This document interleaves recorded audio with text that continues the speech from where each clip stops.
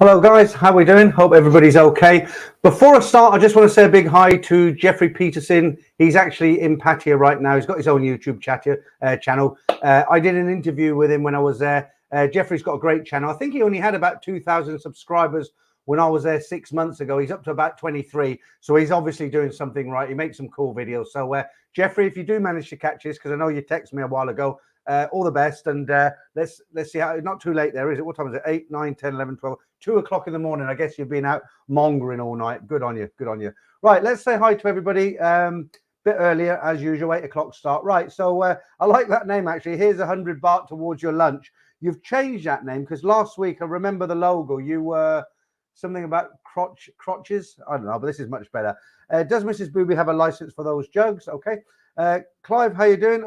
Clive, you are the interrogator. Jesus Christ, you were in bloody. I popped in Ed Sweeney's stream for a little while last night. I got the 3rd degree from Clive. What's the name of your taxi driver? Where do I live? He didn't believe it was me, but I was only there for a short time. But anyway, good to have you in, Clive. Geezers, how you doing, mate? Evening, Peter and all. So 4th Sunday touchdown. Right, let's read this properly. Evening, Peter and all on here. So 4th next Sunday, touchdown in Bangkok. The long wait is all over. Hooray. Can't wait to hug my Tirak and down a pint of coconut water. Coconut water? Okay. Yeah. So you'll go, there's a lot of people starting to go over to Thailand now, isn't there? Because it's really starting to open up. I've just changed my ticket this week, actually, because when I booked my original ticket, it was for the first week in October, and I'd booked it to come back the first week of November. So basically a month. And I thought about it, and I thought I don't really need to come back. So I changed it. I actually changed it in Bangkok. My friend Simon changed it for me because they wanted £430 to change it here. A lot of it's all commissions, rip off England and all that. And then he managed to change it with Thai Airways in Bangkok. It was still £330. They normally charge 1,000 baht if you've booked it through a booking website rather than Thai Airways.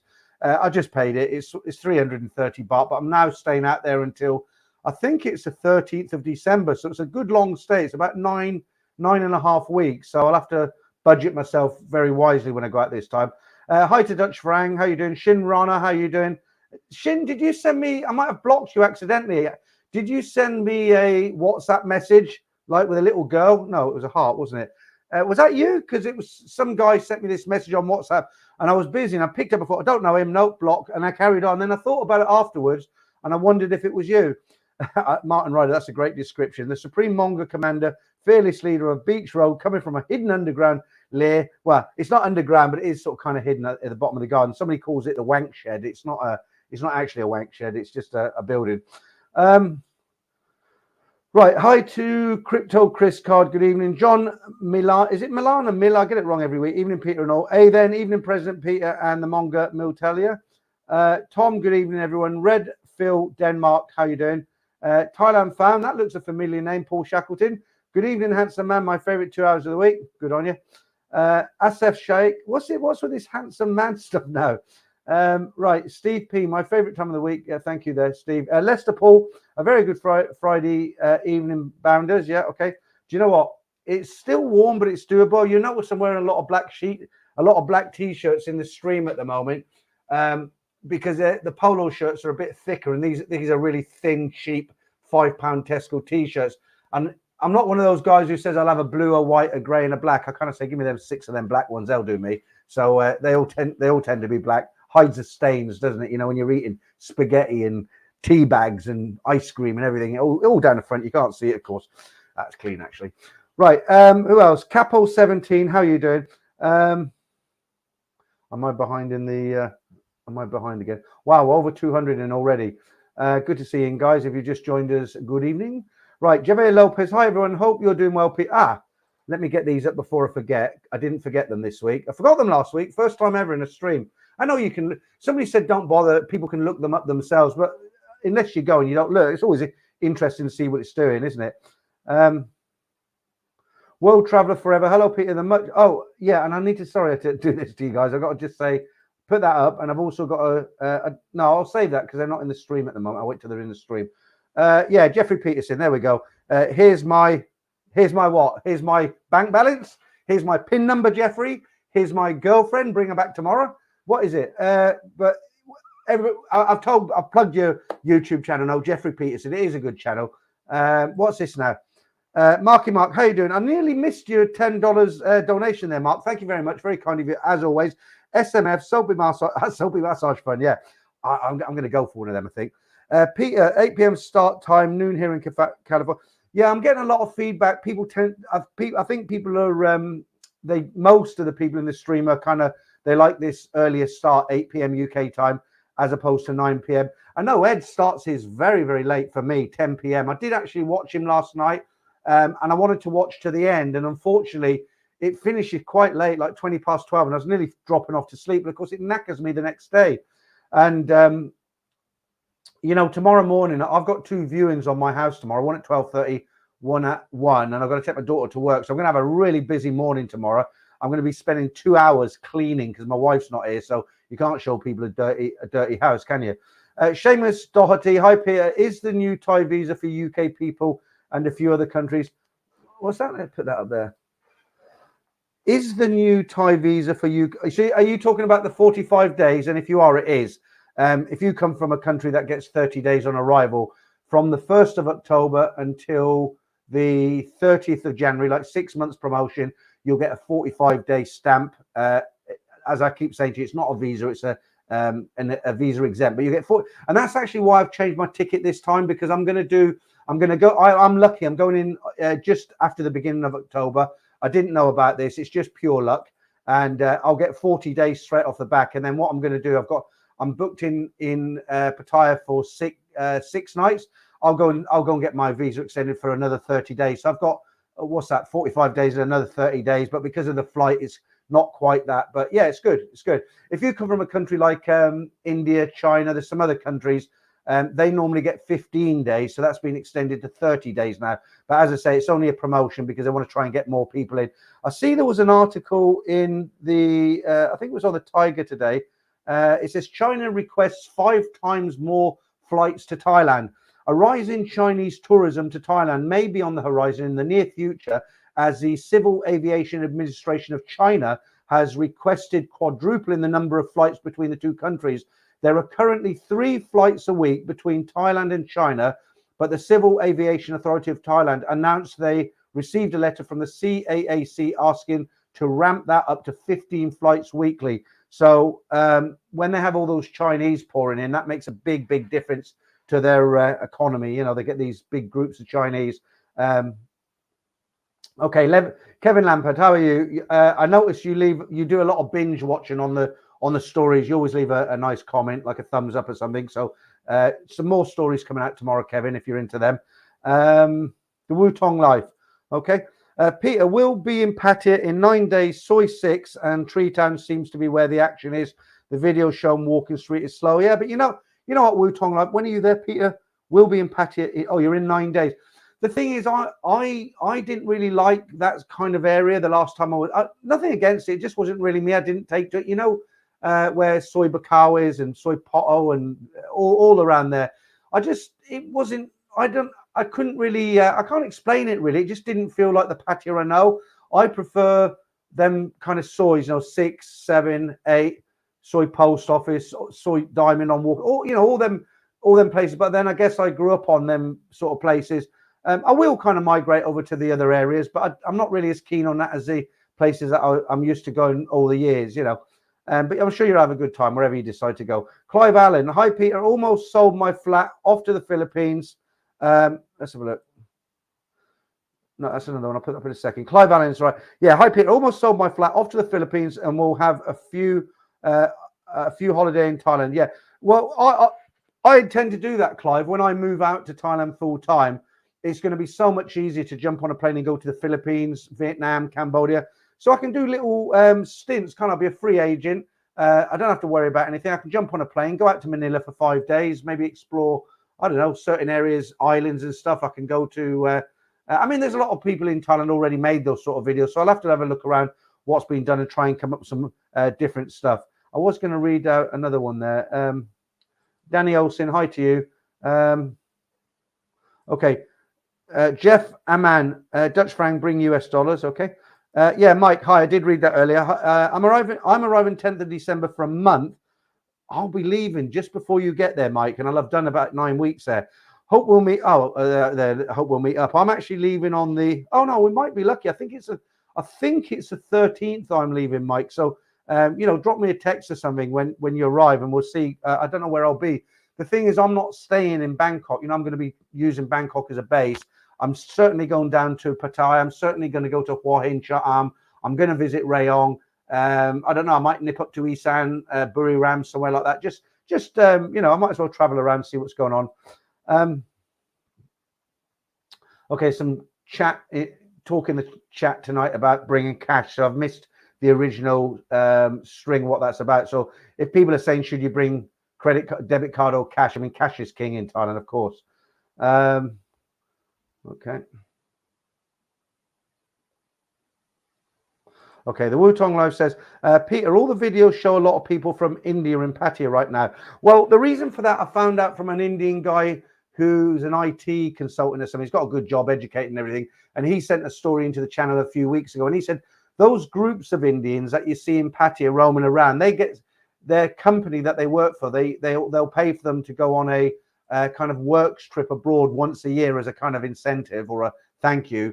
And a lot of them choose Pattaya because it's not very far. It's quite an easy trip to get to, and they've heard all the stories and they like to go to Pattaya, so that's why you see them hanging around.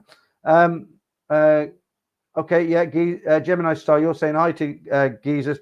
I'll get thirsty again tonight. Hang on.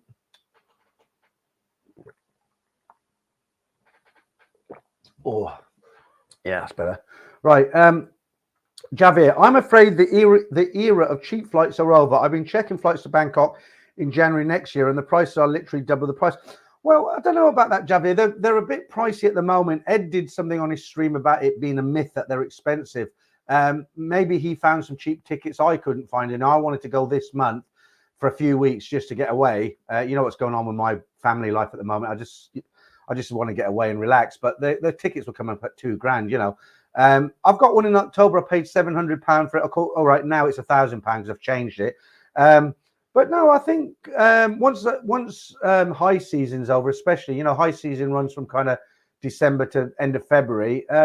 Aviation fuel has gone up, but prices aren't going to be $2,000 forever. There are deals out there. Okay, bring cash and use Super Rich. Okay, yeah, you're talking about exchanging that. Right, Bob J. Evening, Peter and my flow. So, Bob, have you been down to Waitrose to get your bargain bucket? I told my wife about that tonight. I told her about your background and who you are and everything. And I said, he goes down to the bargain bucket every week. She's laughing. Right, Adrian Smith. It's really strange to see her laughing. I haven't seen her laugh for a long time.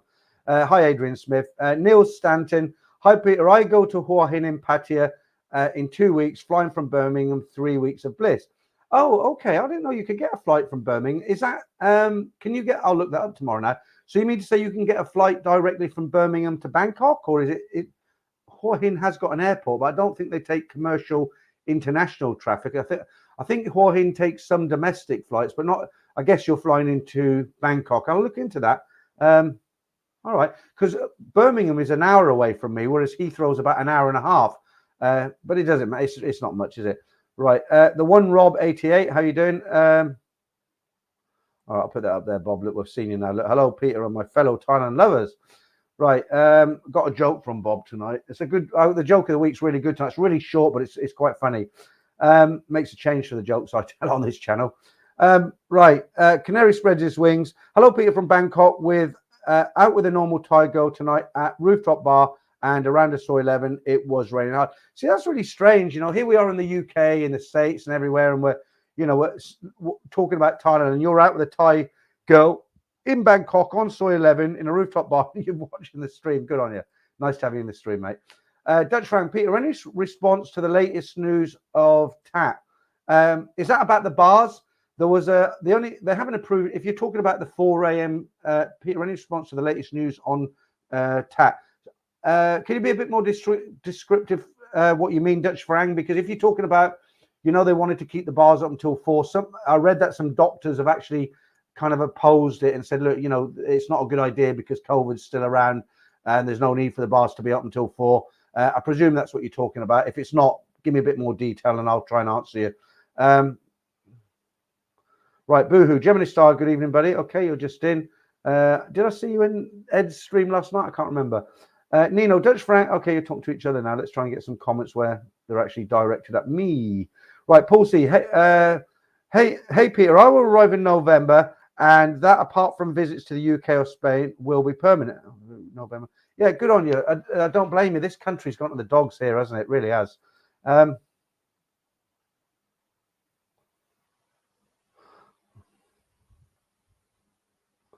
Okay.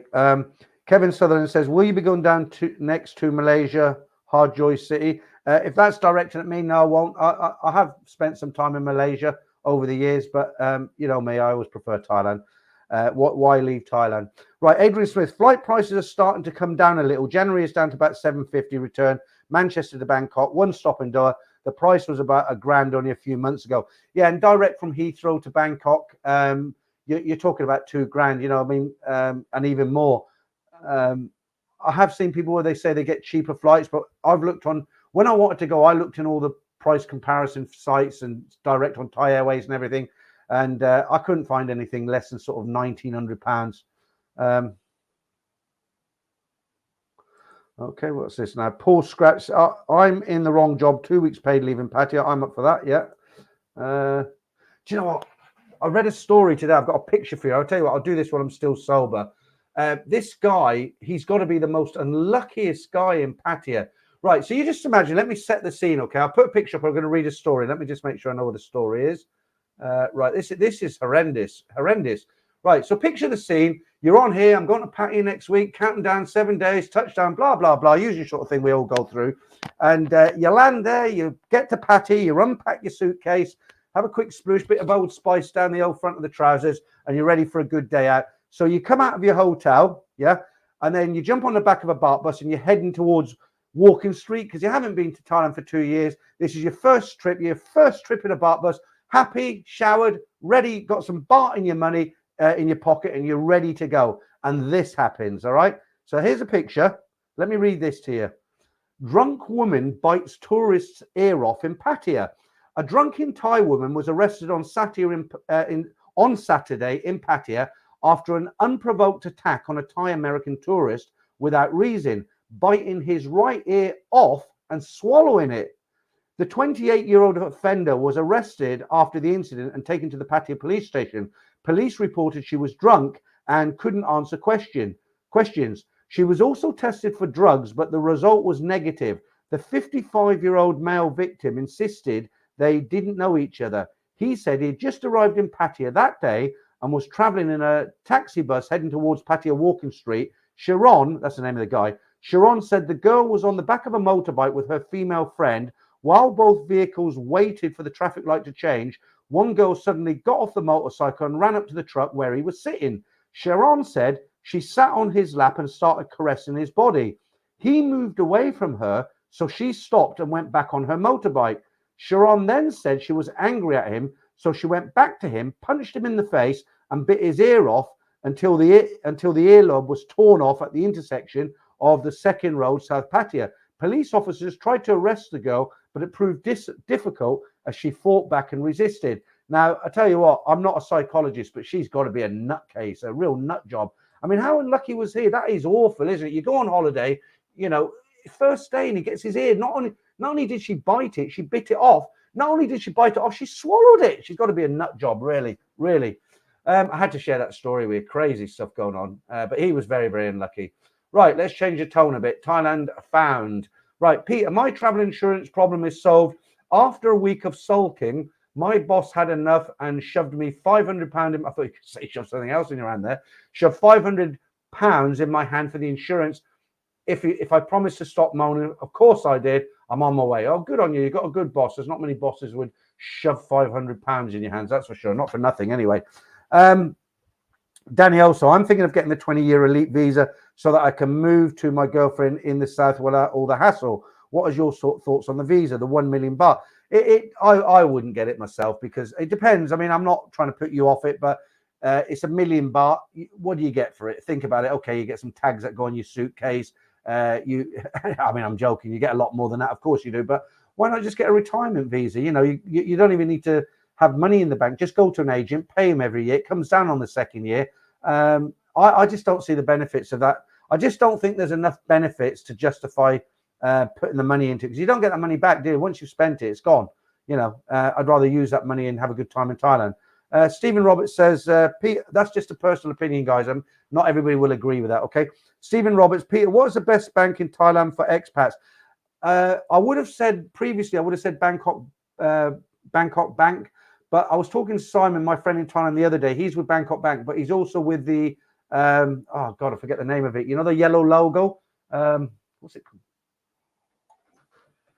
Kasikorn Bank. And the reason he said the Kasikorn Bank is the best one to go with in Thailand is because he said their online platform is so much easier than the other banks. You know, the other banks are kind of like press here for English, but it doesn't all kind of quite work. And according to him, I haven't been on them, but according to him, it just doesn't gel, the whole thing.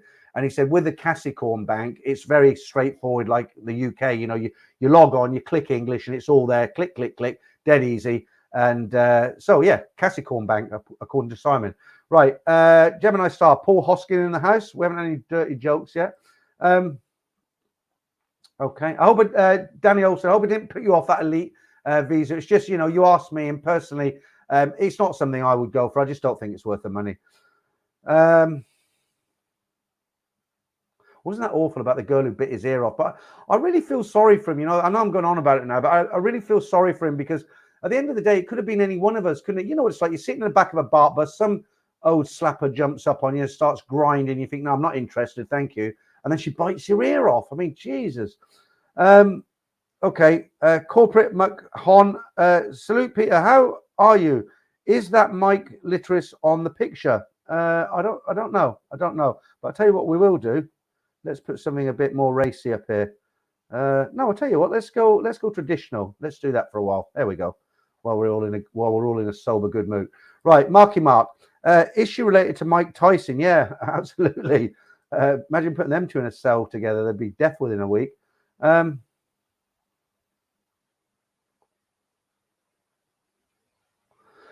you remember the lady who was in last week, Sheila? I want to bring her into the channel. She's got she's got a good job, and she's got a girl. Sheila's a woman in the UK here. She's an Asian woman. And she's got a girlfriend in Thailand, little girl in Thailand, that's coming out wrong. She's got a girlfriend, right? And you know, she actually sent in a story, and it's quite descriptive, to be honest. We had to kind of blank a little bit of it out. But we're having a practice run, just to let you know, because a lot of guys said, "Oh, bring Sheila in, you can disguise her," because she's got a good job and she doesn't want her colleagues to see that she's coming onto a channel like this. You know, terrible. And you know, obviously, she might not want to give out her sexuality to her colleagues. It's private, isn't it? It's up to her. But what we've decided to do, I've been in contact, we've got a WhatsApp and everything, and she's we're going to do a bit of a rehearsal on Tuesday, because on Monday I've got my first consultancy jobs, you know, so I'm going to be advising somebody on my top tips, and then I'm going to do the rehearsal with Sheila on a Tuesday, and then hopefully I think Sunday would be a better day to bring her on. If I do a Sunday, it's a much more relaxed day, no competitions or anything, and that'll be quite good. Did you like the interview with Brian Flowers? I thought that went down very well. Brian said he was pumped up after that interview. He's been putting out a lot of videos, a lot of information. Brian has. Right, Richard Songer, is it? She handle rejection. Not sure what that means. Right, Martin Ryder. It could have been worse. At least his Manga snake is intact. Absolutely, Martin. His Manga snake was intact. But whether he was in the mood to use it on that day, I very much doubt it. Right, the Wutong Live. COVID has made people crazy now that things have opened back up. Yeah, I know, but that's another level, 2 levels above crazy, isn't it? Biting somebody's ear off. She must, all joking aside, I mean, to do that, not being on drugs, not being drunk, she must have mental issues, really. I'm not taking the mickey. She must be mentally impaired. You just do not do that. Right, Thailand found again. At least he can say he left a piece himself. Yeah, I don't think he'd appreciate that, though. How you doing, Matthew Cartwright? Nice to see you. I see you were in Ed's stream again last night. You love it, don't you? Love the old streams. Steve, how you doing? I'm all ears. Did you like that Ring of Fire video I sent you today? That was funny, wasn't it? Really good. Okay. You wouldn't see it coming though, would you? It's all right, listen, so, well, you know, every girl that jumps in a BART bus, you're not suddenly going to go like that, are you? She must have been fast to do it. Right. Welsh 32, and he banked at the listing. Oh God, they're all coming out. He banked at the listing bank. That's it. You'd have to come from the UK to understand that. Hell has no fury like a woman's scorn. Yeah, he didn't even know her though. Jay Frost, wow, that lady is crazy. Yeah, absolutely.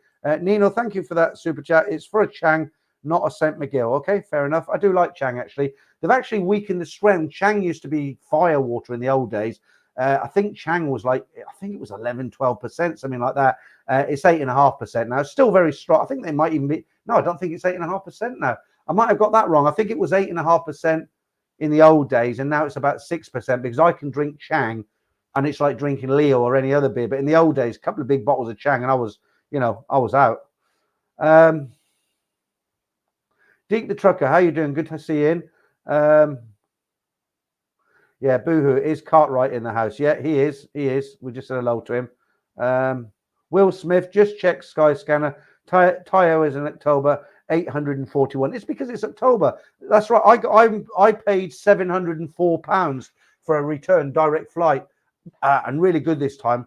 It's a night flight coming back, which is great. I'll let you into a little tip here. You're going to think this guy's a total alcoholic. I guess I am in a way, but not really. I don't drink in the day, and I'm not. Why am I making excuses? I like a drink. That's it. If you like, the reason I like to go on a night flight is because I like to really knock a few back and just sleep for the whole flight. People say, "Oh, you shouldn't do that. It's bad. You get dehydrated. You get this. You get that." I've done it for years. Okay, I've got a routine. So, in the old days, before you were allowed to, you used to be able to take liquids on a plane. So I used to take a half a bottle of whiskey. I didn't drink the whole half bottle, but I just stuffed it in the side of my laptop bag, brought the laptop into the cabin. And what I'd normally do, because it was a night flight, as soon as I checked in, I'd go to Heathrow, a bar in Heathrow. I'd have 2 or 3 pints. I'd get on the flight, take off, seatbelt sign comes on. They bring around a trolley and you get a glass of wine and a packet of cashew nuts or something like that. Then very shortly after that, half an hour now, maybe the meal was served. So I'd have dinner and then a beer with that. And, after that, it was finished, wasn't it? But sometimes I couldn't sleep. So I think, I could do with a couple more drinks. But, in economy, it's not always easy to get a drink. So, I'd have my half a bottle of whiskey, just unscrew it and put that much in a cup, knock it back, and I was out. It was great. But you can't do that now. And if you buy inside the duty free, you can't get into it because I tried that. I bought a bottle of vodka and they put it through this machine to wrap it. It's in plastic. It's almost like a netting plastic sort of thing. You can't get it over. You'd need a pair of scissors or a Stanley knife to get it open. Just what you carry when you go on a plane, isn't it? A Stanley knife. So that doesn't work. So the trick I found, because you're allowed to take on 100 milliliter bottles, small bottles, if it's 100 or less milliliters.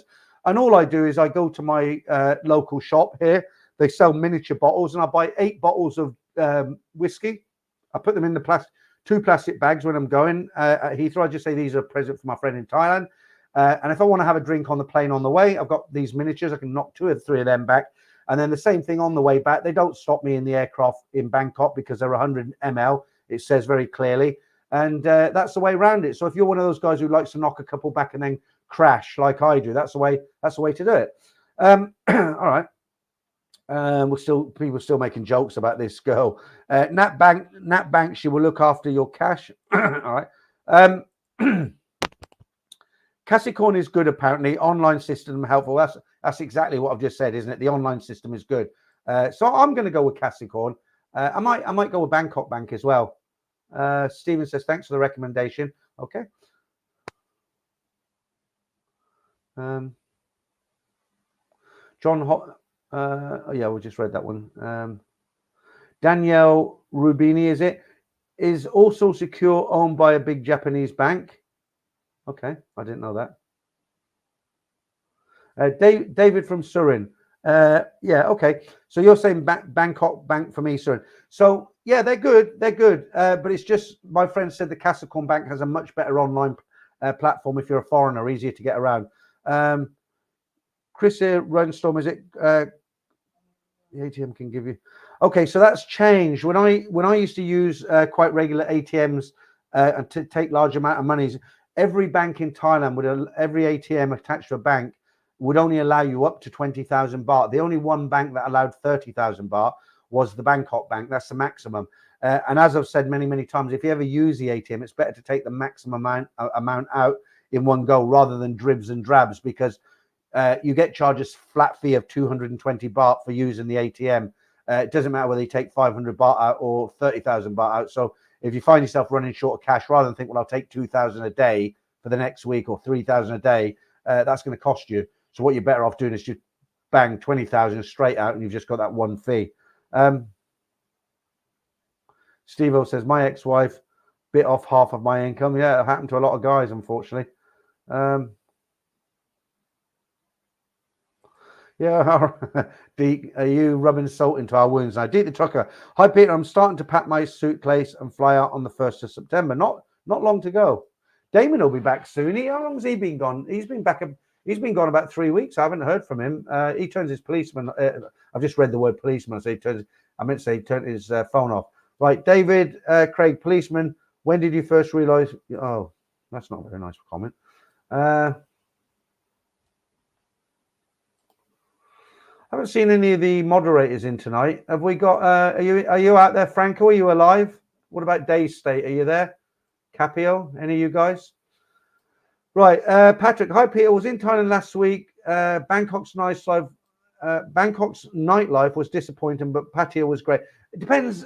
The thing is, Pat, Patrick, you got to know where to go. I mean, Nana Plaza probably crap at the moment, but there's a new bar complex on Soi 5 where the German beer bar is, and it's quite a big complex. And when you walk down Soi 5, but way before you get to the German beer bar, there's a kind of alleyway. You go in there, there's a lot of bars in there, new bars, quite good. That's busy. Right, again, corporate Mahon. Nothing beats a great Friday with Thailand band, Peter. Checks in the post. I'm heading in November to Thailand. I am happy as a kid. Thanks for your positive and fun stream. You're the man of class. Thanks, corporate. It makes a change for somebody to actually come on here and say something nice. Hi to Alexander the Great. You're just in. Right, Old Foggy. Could have been worse. At least she didn't bite his knob off. Somebody else actually said that, but they actually said it in a bit more of a discreet way. That's actually straight to the point, but fair play to you. Get your point. Right. Okay, Boohoo says, Ricky Drama definitely stopping by for the Ladyboy competition. I've heard that name. I've never watched him. Ricky Drama. I don't know. I don't know. Were you having a little dig at him, or are you a fan of his? Or right, Marky Mark again. Hey Peter, what's the best way to contact you in Bangkok? Email, really, Mark, because I check my email like 3-4 times a day. There it is there. Just rewind it. Because what happens, I can't, what it is, Mark, I do give my number out sometimes, but I've got to be careful. I'm not saying this about you, but there are nutters out there, and you can't just, I'll tell you a little story about what we did last Sunday, why I can't do it anymore as well. You know where I put everybody in the stream? You do get the odd nutter out there. Somebody put my address up, my old address, on Ed Sweeney's stream, and I was on here last week, and somebody put my address on here, and I blocked him. Now, what do you get out of that? Why would you come on and put somebody's address in a public forum? I mean, again, you must either really hate the person or you've got a screw loose. And the thing is, Mark, I can't just willy-nilly give out my phone number, WhatsApp, but I speak to a lot of people on WhatsApp. Quite a few people have contacted me. Geezer's on here tonight. We've spoken on the phone. I think you're the only one in who I've spoken to, Geezers. But the thing is, because I do YouTube, I have to check my emails every morning, every afternoon, every night. I've got email on my phone. So if you drop me an email and say, hey, it's Mark, I'm in Bangkok, because you know I'm there, then we can meet up for coffee or something in the afternoon. Adrian Smith, she's probably on Yaba. They tested her for drugs, mate. She had nothing in her system, not even Yaba.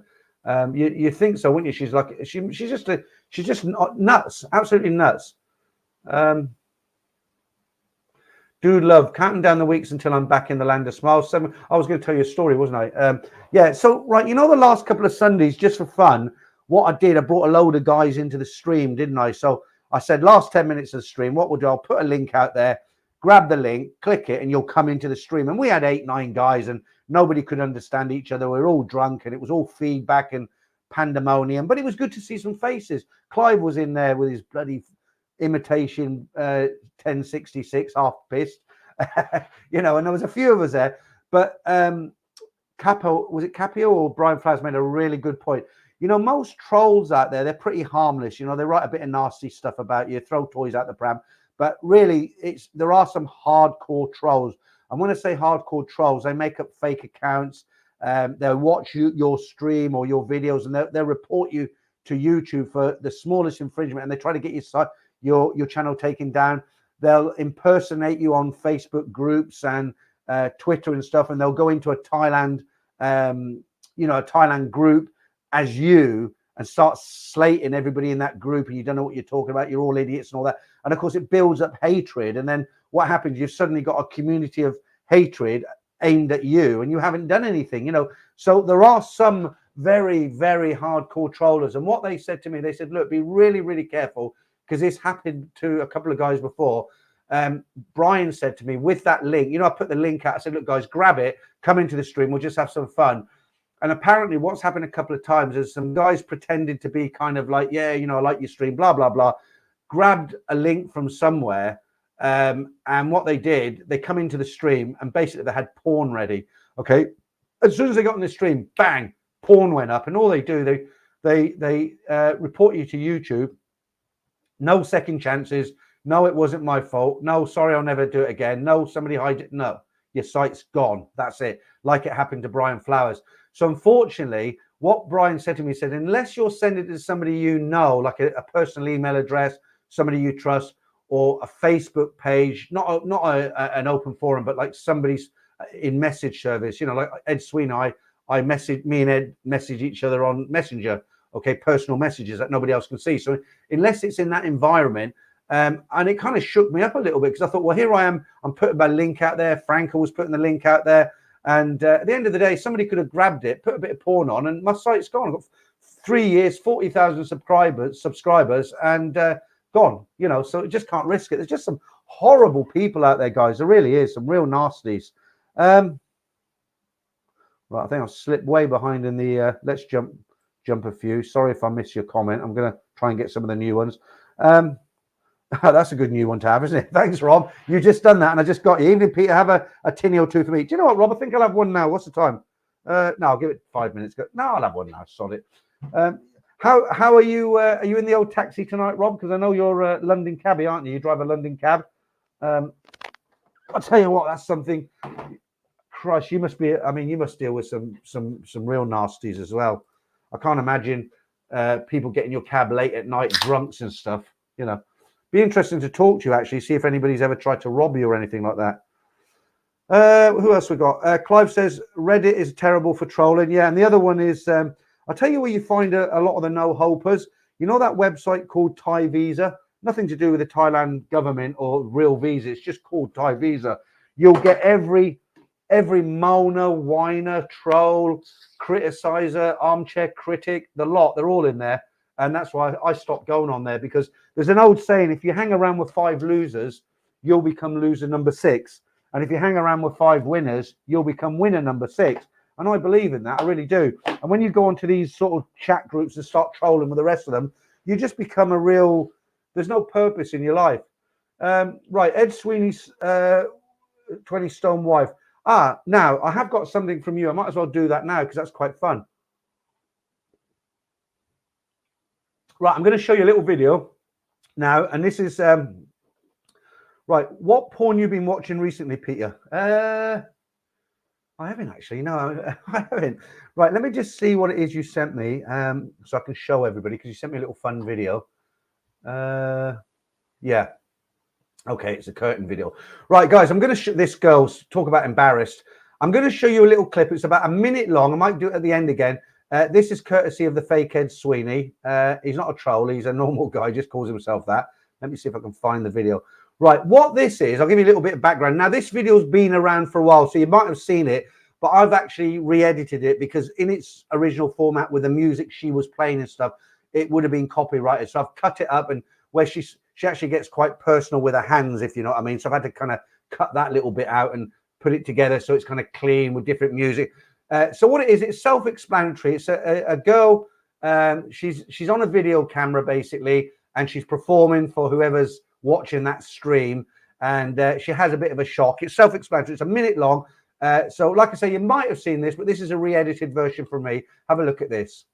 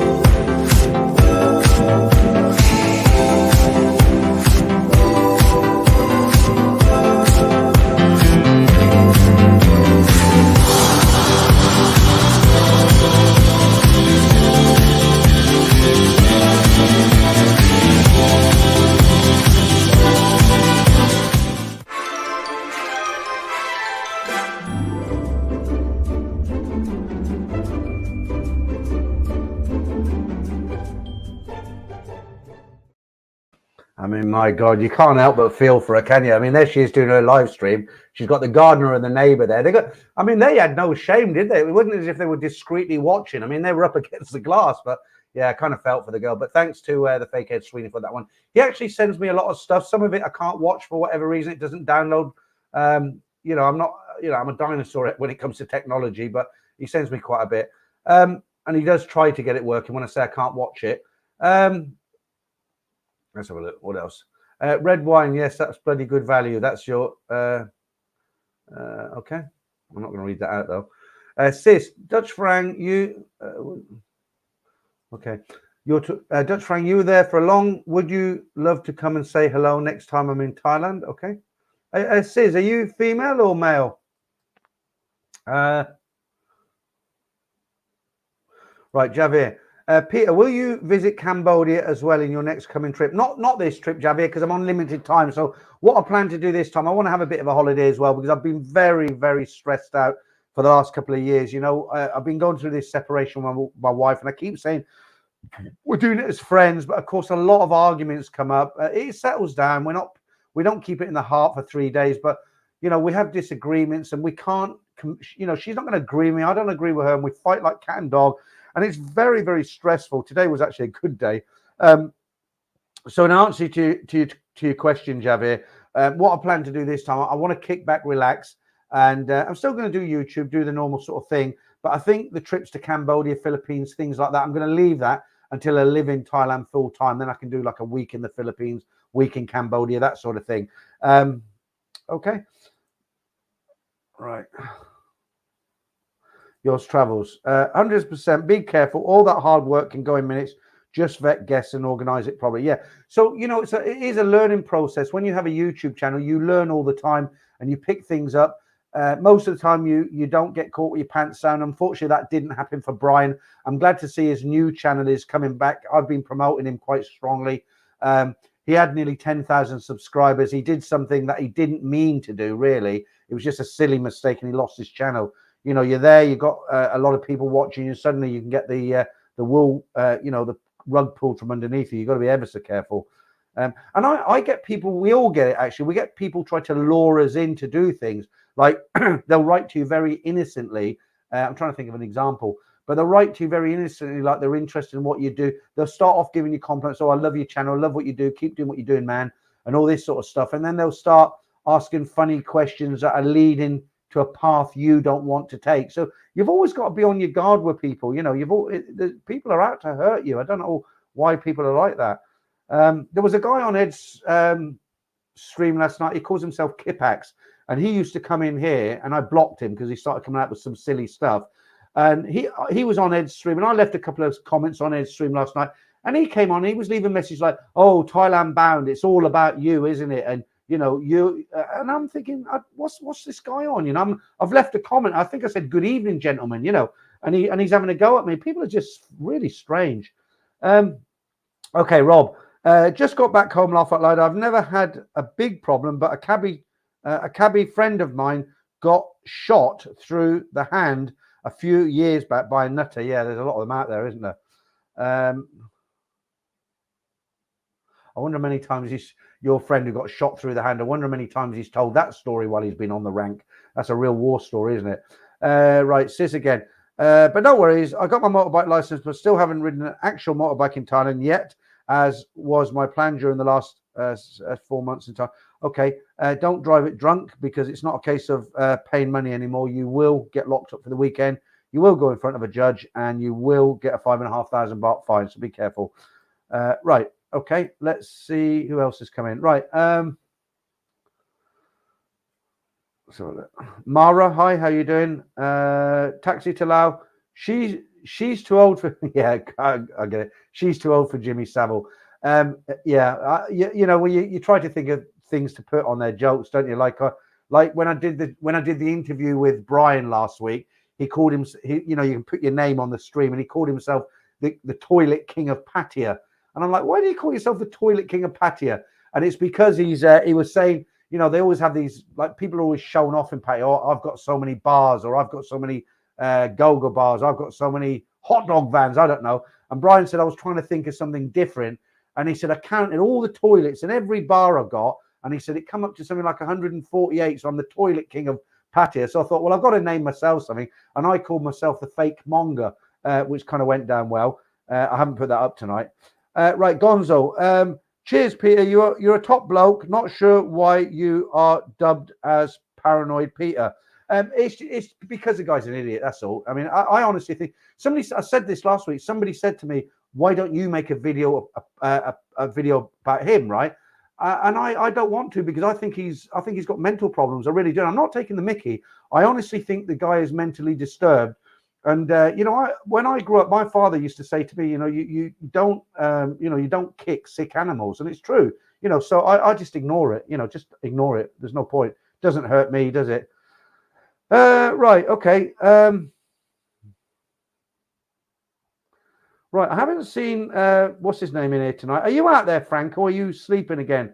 I called him last night. It was 5 o'clock in the afternoon. He was out, flat out. Okay, sis. I'm a female. Thank you. Where are you from, sis? We're good to know where you're from. We do get females in the stream from time to time. Not loads, but we do get them in. Barry from EastEnders. I've seen you in Ed's stream as well. Evening, Peter. I hope to see you in Pattaya in February for a drink. Yeah, absolutely. See, that was really strange. When I was in Bangkok and Pattaya in December, there wasn't many people there, but I've never had people come up to me on the street before and say hello. And I was a bit nervous, because some people said you want to be careful when you go there, because, you know, you give away all these bar girl stories. Hang on, have I missed a super chat there? Let me put it up, Kevin, because I don't want to forget what I'm talking about. I always go off subject and forget. And some people said to me, they said, you want to be careful, you know, because these bar girls, you know, they'll recognize you and put a bottle on your head, giving their secrets away. And it wasn't absolutely like that. When I went there, everybody who come up and said hello to me were really, really kind and polite, and, you know, like what I do, except for the guy who offered me 100 baht towards my lunch. Remember him? And he was the only dickhead I met while I was there. And yeah, I mean, everyone was cool about it. And some of the bar girls, somebody told them, this guy's done the Nat and Dave, and they were rooting for Nat. They'd watch the Nat and Dave, and some of them who speak a bit more English were like, yeah, Nat, go for it. Right, Kevin Sutherland, thank you, mate. You're very generous. You do that quite often, and I do appreciate it. Right, Thailand found. Franco De Rosa is always there. Where is he? He hasn't shown his handsome face tonight. DWP, how are you doing? Thanks for your support. I think you know what I'm talking about. Somebody was talking about a while ago. You always sort of stick up for me, so good on you.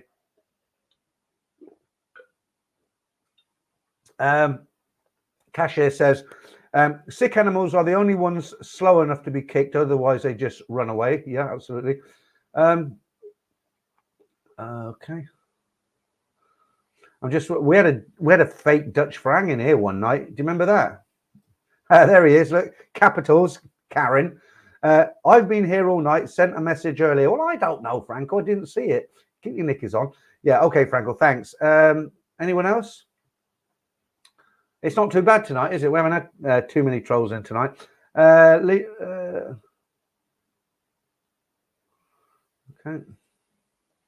Right, do love. Kipak sounds like a football reference. Man City, probably one of those losers who lives their life vigorously through a football team and will wear their jersey on the beach. Yeah, no doubt.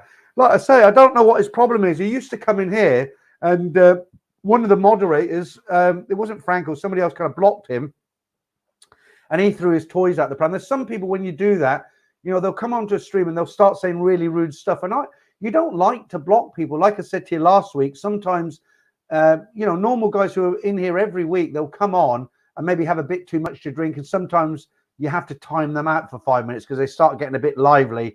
And some of the things they come out with, a bit naughty. So you don't want to block the guy because he's okay, but you just cool him down for 5 minutes. But what happens sometimes when you guys will come on, they just come out with stuff you can't let go on YouTube, and you have to block them. And they just that's it. Then every stream they see you leaving comments on, they come in and insult you. Like I say, someone went on Ed's stream and left my address on there. Ed just blocked him and told me about it the next day, but it was my old address. So, right, old Foggy, I was having a drink with a blonde and said, "There's a dead bird." She looked up and said, "Where?" All right, okay. It's not joke of the week yet. Right, sis again. I'm from Amsterdam. Been going to Thailand on and off for quite a few years now for training. Okay, you're not the young girl, sis. You're not the young girl who sent in that story about a year ago, are you? 19 at the time, and you're quite disappointed with that camp you went to. I don't think it's you, is it? If it's you, then you'll know.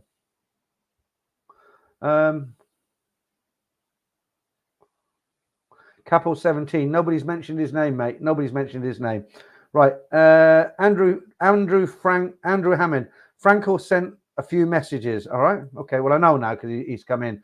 I don't always see them because if I stop to talk, the message is still going, and sometimes I miss them. I just wanted to make sure he was there. That's all, because we haven't had Mr. The guy who comes in and leaves all the XXX or cryptocurrency. Come and join my site. He'll be in later when it's a bot. Right. Thank you for that, Carlos. Carlos Herrera, is it? Hey, Peter, love the show. Just booked now, November. Looking forward to it from Carlos. Yeah, thanks for the super chat. If you never know, if I bump into you in time, I'll be able to buy you a beer with your super sticker. Thanks. Right. Ian Roberts says, Pete, with a new 45-day stay out of visa, anyone know if the time has increased with a tourist visa? Let me read that again. With the new 45-day stay without a visa, anyone know if the time has increased with a tourist? No, that is a tourist. Let me explain it really, really clearly, but short, because a lot of people have heard this before. So when you go into Thailand, you don't get a visa as a tourist. You get a stamp, which is the stamp says you're exempt from having a visa because you're a tourist and you are exempt for a certain number of days. Now, if you come from a country in Europe, Australia, America, England, wherever, you get 30 days, or you did at the moment. So you go in, present your passport, 30 days, you're a tourist, off you go, spend your money, enjoy yourself, but you've got to be out in 30 days. So what they've done now, they've extended that 30 days to 45 days on a promotion for 6 months. So from the 1st of October, luckily for me, I'm going after the 1st of October. So whereas I go in, I get 30 days. This time I'll go in, bang, I'll look, 45 days. So I've got 6 weeks, yeah? That's only until the end of March. It's a 6 months promotion to get more people into the country to spend more money, help with the economy. Now, if it goes well, the Thai government the tourist whoever's in charge might say, well, let's keep it going for another 6 months, see how it goes. It might do. If you're from one of the countries that normally gets 15 days, like India, China, then they've also extended that. They've doubled it up to 30 days. Okay. So I hope that's clear, Ian. And I hope that's actually what you meant. I hope I understood it properly. Okay. Martin says it's time for the Manga Minute. No, we'll do that after the competition. We'll do the first competition in 5 or 10 minutes. We can go for nearly an hour now. Because I can pour a little cheeky whiskey when the competition's on. You don't see me doing that.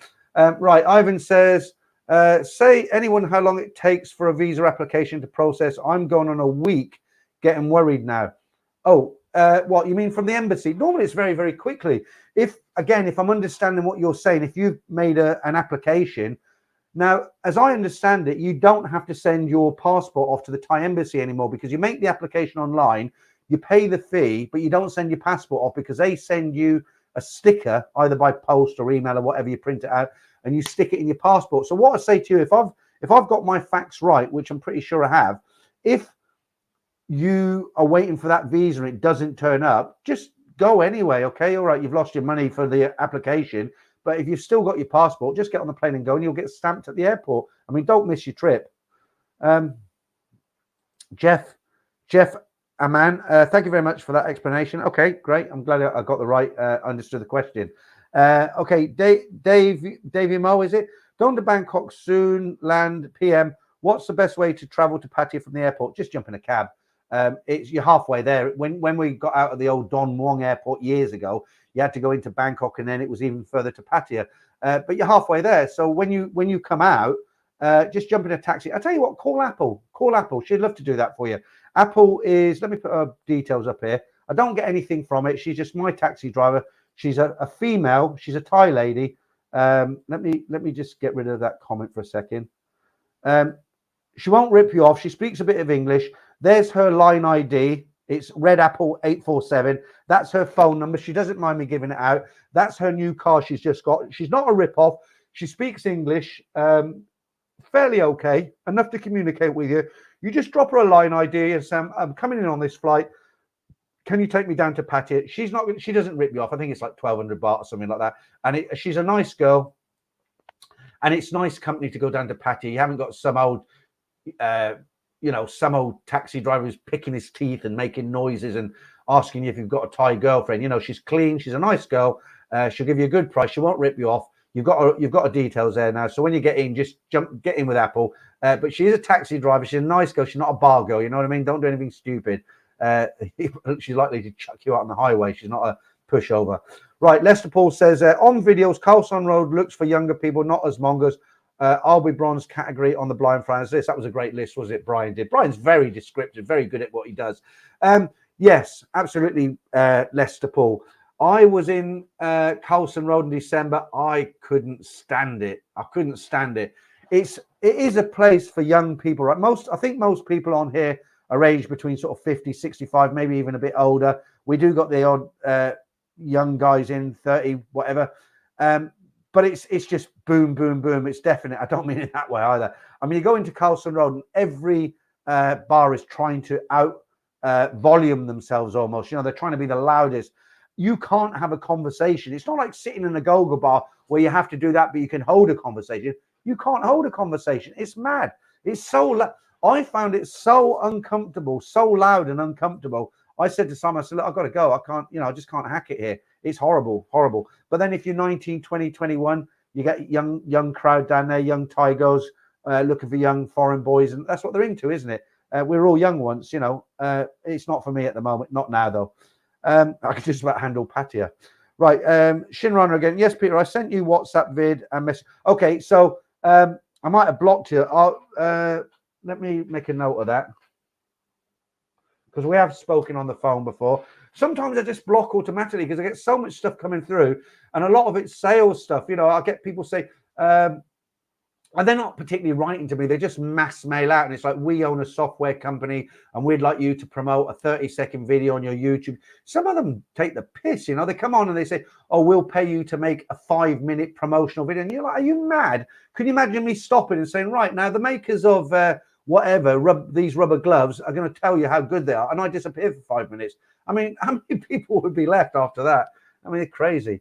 Right, Wutong Life again says, you don't want to be with a Thai girl. Hat is dripping in gold and speaks English really well. If she dies, she's been around the block a few times and knows how to play the game or how to get money. Yeah, absolutely. Dripping in gold. I like it. Right, let's just, before we go into competition, let's just see. There isn't much news about at the moment. Let me say hi to Noel in Birmingham. I know you'll be listening, Noel. We've done the drunk. There was a little story, because there isn't much news. I mean, that's about it. But there was there was a jealous Swede man. He stabbed his Thai boyfriend. A Swedish man stabbed his own boyfriend in the chest yesterday at a condominium in Pattaya Chonburi province after a misunderstanding that he was having a love affair with another man. Police are still trying to track down the Swedish man who went on the run after the attack. Did any of you read that story about the two guys in Pattaya, foreign guys? I don't know what country they were from, but they went for a run down the beach road, but all they were wearing was some Speedos, shorts. They weren't wearing anything on top. that will be fine in Europe. But the Thais are they don't do that. Men don't go down the street naked. And there was a big hoo-ha in the media about it. These two guys only in Speedos running down the beachfront, older guys. And the Thais were up in arms. They were saying, look, why is the local government allowing foreigners to get away with it? If a Thai did that, we'd get arrested for gross indecency. They've got a law, basically. You can't walk down the street in just a pair of shorts. It's not like in the West. And the Thais were getting quite upset about it. And I think, when you're in their country, I think you do need to be a little bit diplomatic. The Thais are very easygoing and they'll let a lot go in, especially being a foreigner.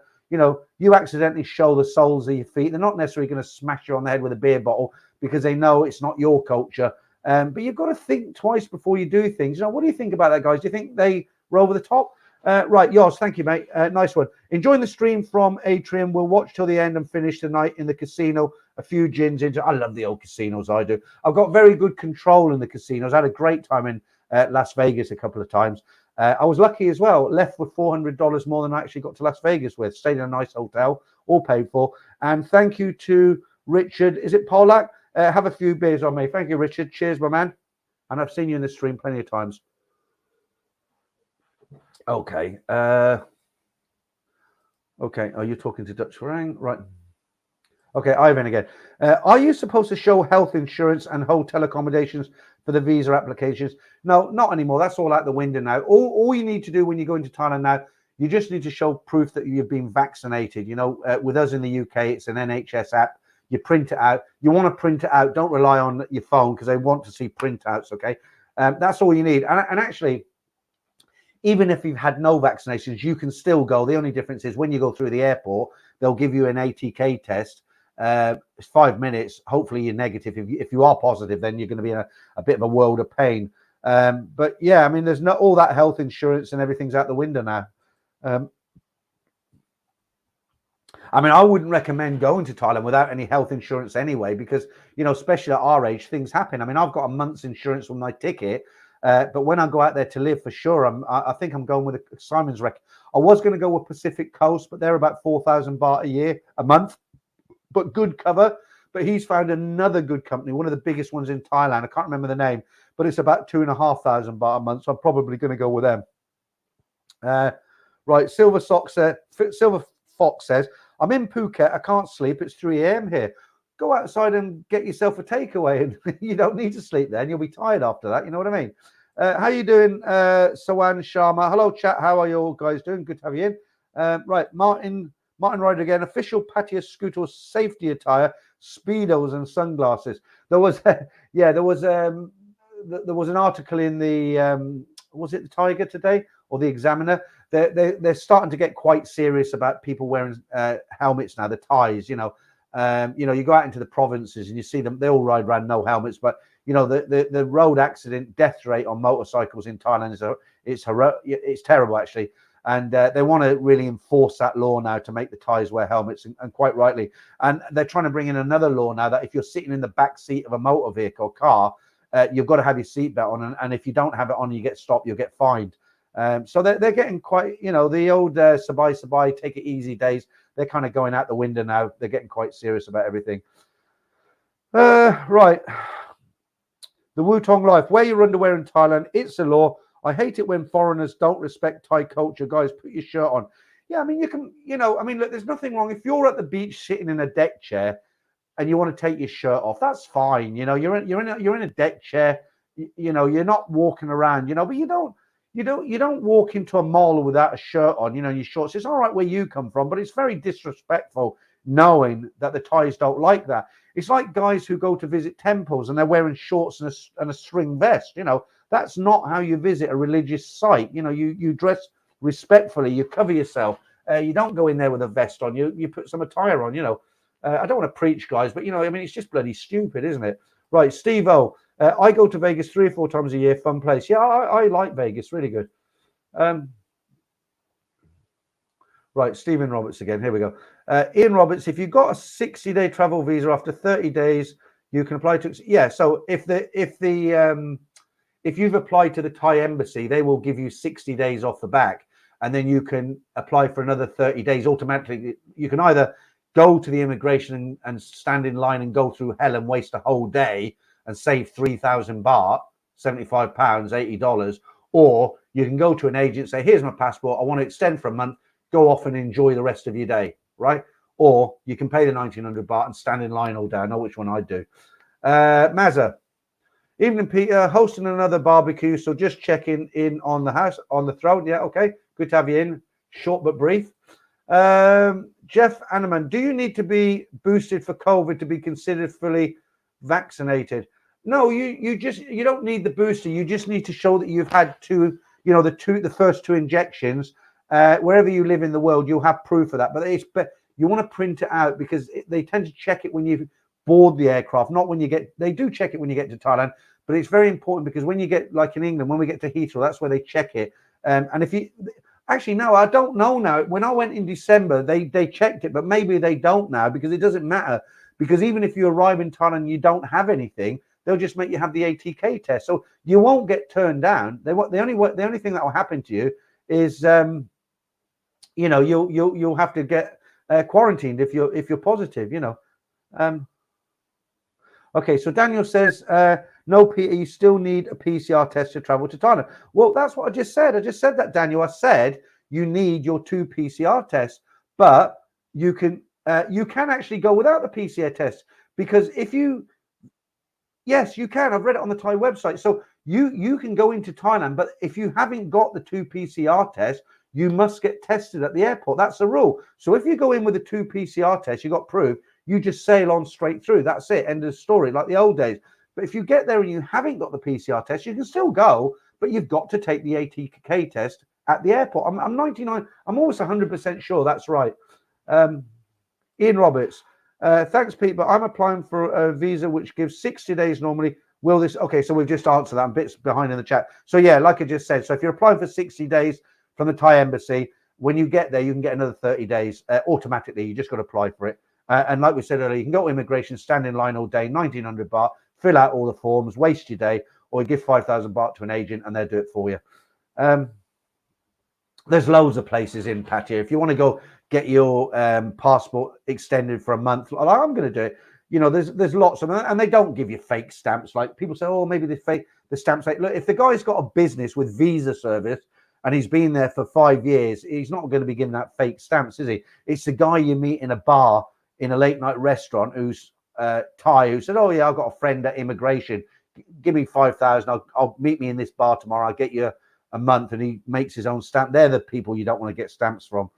Yeah, there you go. Dale Phil says, I just got back from Phuket and all I needed was my passport and proof of vaccination. Okay, so I'm going to have to read upon the... I read that you can go in and just have an ATK test now, but I will check it for next week. Right, cheers, Pete. Silver Fox, cheers, Pete, but I've been partying hard in Patong at times with some other Aussie lads. Need a rest. Friday night, every night on Bangalore. Yeah, you do get that in Thailand from time to time, don't you? I've gone to Thailand for a month and, it's out every night. And then, sometimes you think, you know what, I'm just going to get a couple of bottles of Leo from 7-Eleven across the road, get some Lay's crisps, kick back, have a shower and watch some Netflix or something.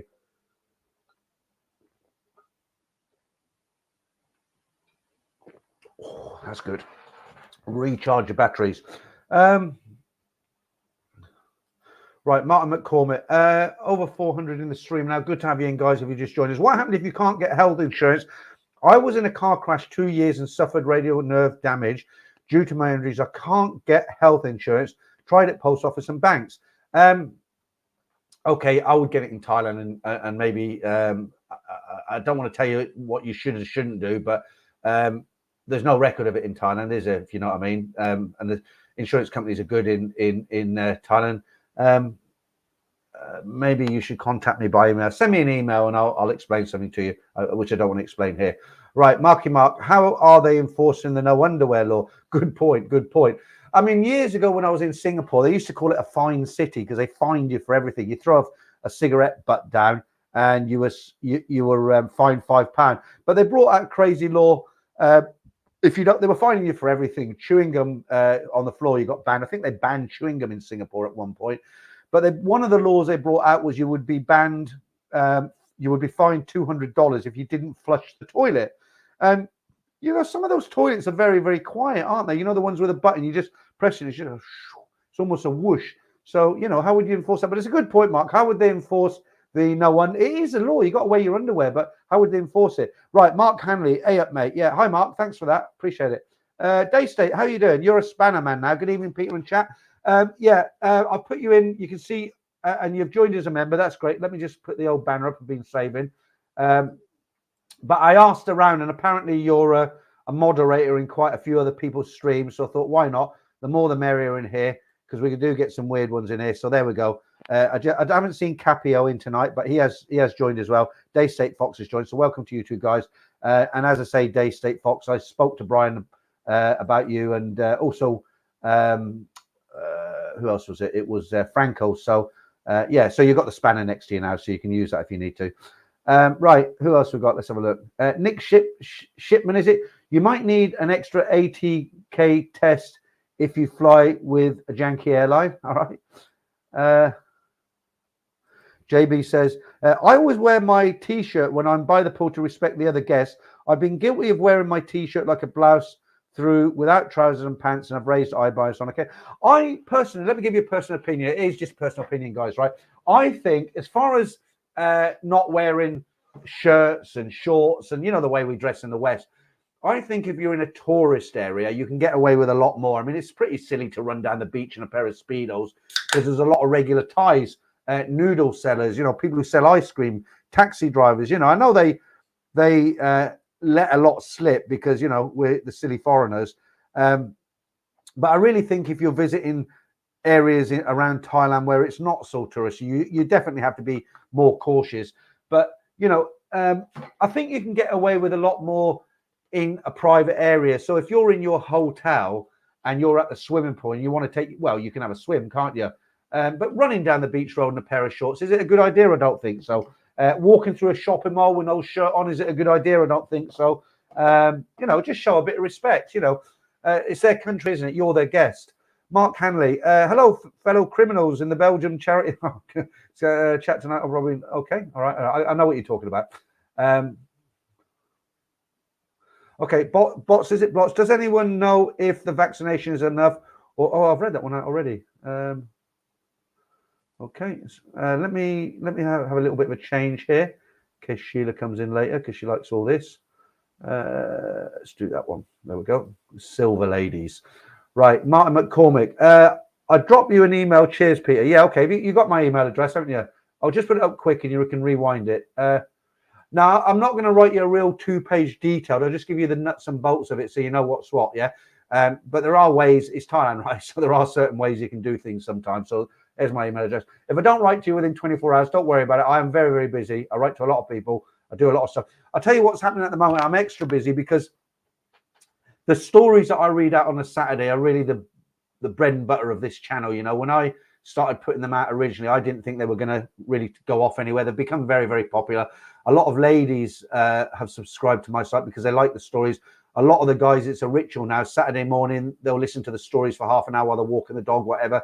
Now, when I go to Thailand, I don't want to be sitting in a hotel room in Thailand taking the stories take 2 full days to do. You've heard me say it before. I'm not exaggerating. They really do. You know, there's bad spellings, there's slang. I've got to read through them, adjust them, edit them, and then I've got to rehearse it, read it, record it, edit the video, thumbnails. I mean, it's a lot of work. So I've been trying to think of the best way to, you know, I'm going out to Thailand for 8-9 weeks. So I thought, right, well, I've got 6 weeks before I go out there. So I do a story once a week over the weekend. I thought, right, well, if I come into the office 2 nights a week, like after dinner, sort of 7 o'clock time, I can bang out another one of those stories and put it on hold. So it's on the cloud, the Google Cloud. So when I go to Thailand, I've got the same 30-minute upload, which is good for the guys who like them. I haven't cut it short. Like the last time I went, I did 10-minute stories just to keep them going. So what I'm trying to do at the moment, I'm trying to upload stories and just keep them on the cloud so that when I'm in Thailand, I can just release it every week. And people who like those stories, they get them. You know, they haven't lost them. And then that leaves me more time in Thailand to make more videos. You know, I want to do some road trips. I've got the GoPro now that you guys contributed to. You know, I've been buying all the chest harness and all sorts of bits. I think I'm fully equipped now. So, you know, I want to do, I won't tell you what I'm going to do because somebody will go and do it tomorrow now, but I want to do some videos that are kind of interesting for you guys. Because I know the sort of audience I got. I know the age. I know what you guys are into. I'm not going to film a sunset on a beach, all right? That's not what you want to watch. I know. So I'll, that'll leave me more time to make other videos. Right. Mark, how you doing? Nice to see you in. Okay. Mark says, hi, Peter. I had the booster, had 3 jabs going back in February. Not sure if it will still be valid. Fingers crossed. I don't think in Thailand they're that worried about when you had it. They just want to know that you've had it at some point.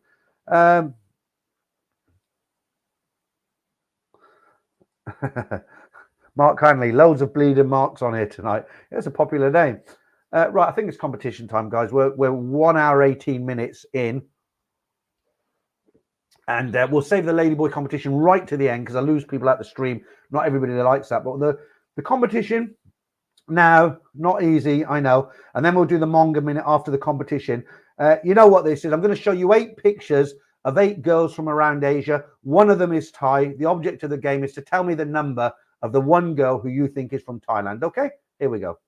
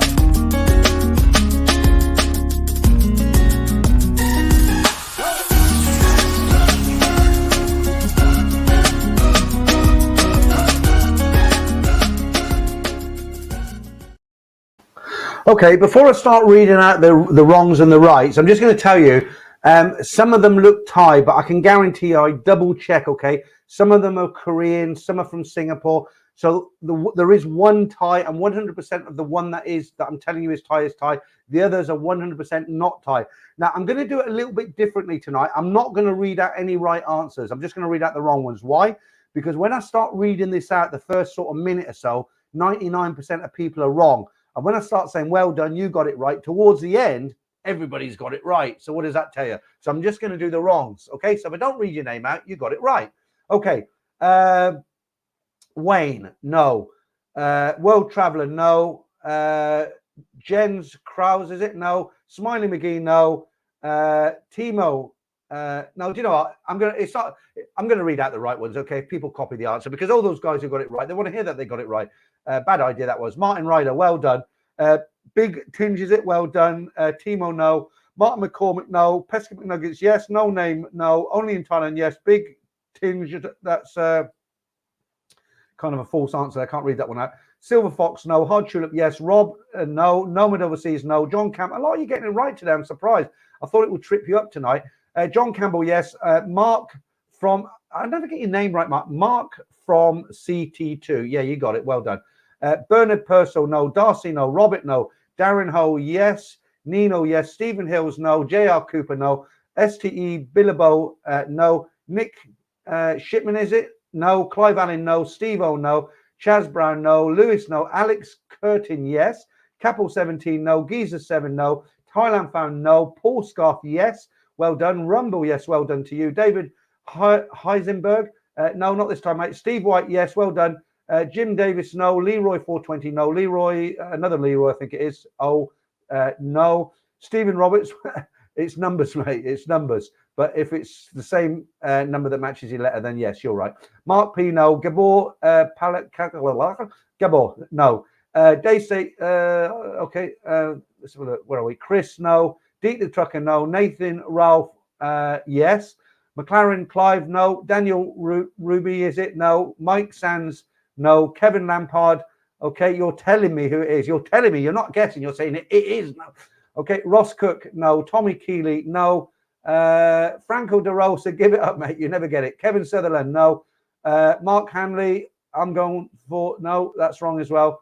I'm going to have to whiz through these now. I'm just going to read out the right. I'm going to, because there's so many, we'll be here till 11 o'clock tonight. So I'm just going to read out the right answers now, right? Taxi Talal, well done. Andy Holmes, well done. John Marr, well done. Villa Martin, I can't say well done or not because you're given two answers. You're only allowed one. Old Foggy, well done. Kevin Lampard, yes, well done. Dutch Frank, yeah, you got it. Tom, you got it. Anybody else? Lester Paul, well done. You got it. Arnold, you'll be surprised this week. You'll be surprised. Kevin Lampard, yes. Arnold, yes. We're nearly there now, guys. I'll put the answer in a minute. Kevin Lampard, yeah, well done. Anybody else? Darcy, yeah, you got it. Big Tinge, you got it. Yeah, I think I said, yeah. Winner, chicken dinner. I got one right. Okay. No prizes, just for fun, guys, just for prizes. I think that's it. Right, let me put the answers up and you might be pleasantly surprised. Well done to all those guys who got it right. It really wasn't easy this week and you will be surprised.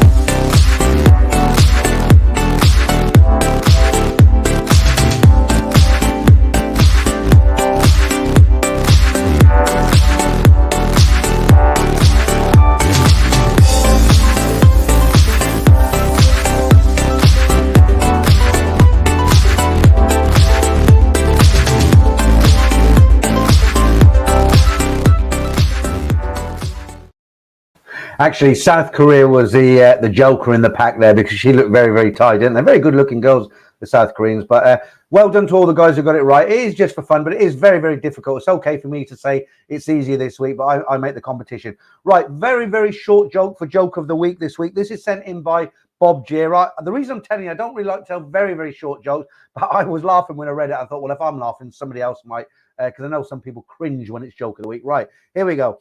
A vacuum salesman knocked on my door. Before I spoke, he tipped a bucket of dog shit all over my carpet. And he said, if this vacuum cleaner does not remove every trace of it, I will personally eat what's left.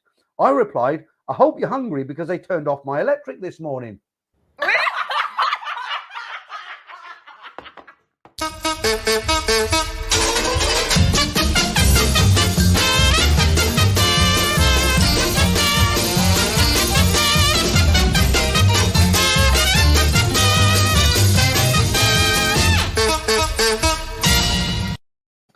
Okay, thanks to Bob J down there in London for that Joke of the Week.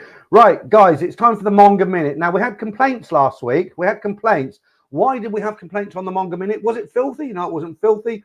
Were they too sexy? No, they weren't too sexy. The reason we had complaints last week from one or two guys, they said, look, this is Thailand bound. You keep putting up pictures of Chinese girls, Korean girls, Japanese girls. Where are the Thai girls? Right, so I thought this week it is very difficult to find these clips, guys, because a lot of them have logos copyrighted. If you look at the text of all my streams, I do say fair usage, copyright, and I give people the opportunity to say that's mine, take it down if they can prove it. So, you know, it is very, very difficult to come up with a Manga Minute every week. Now, this one is exactly a week. Did I say a week? This one is exactly a minute long. Now, this week, I've really, for the complaints last week, I hope you'll forgive me, guys. I've gone Thai all the way. So all these girls are Thai, I think. So let's just do the Manga Minutes. Let's see what you think of this one.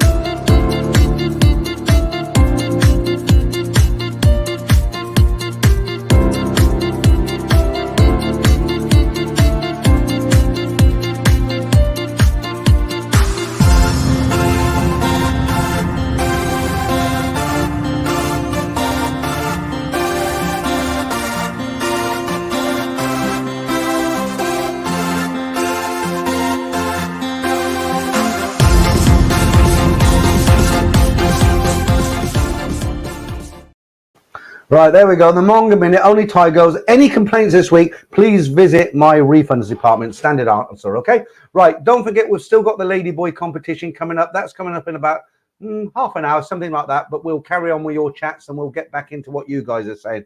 Right, what have I missed? Javier Lopez, epic Manga Minute, Peter. Well done. I put a bit of effort in this week, Javier, because, you know, the complaints get to me.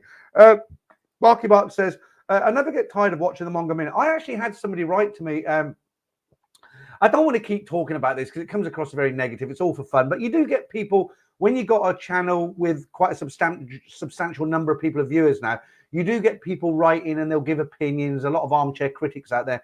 And I actually had and I tried to answer her. I think it was a female, right? Western woman.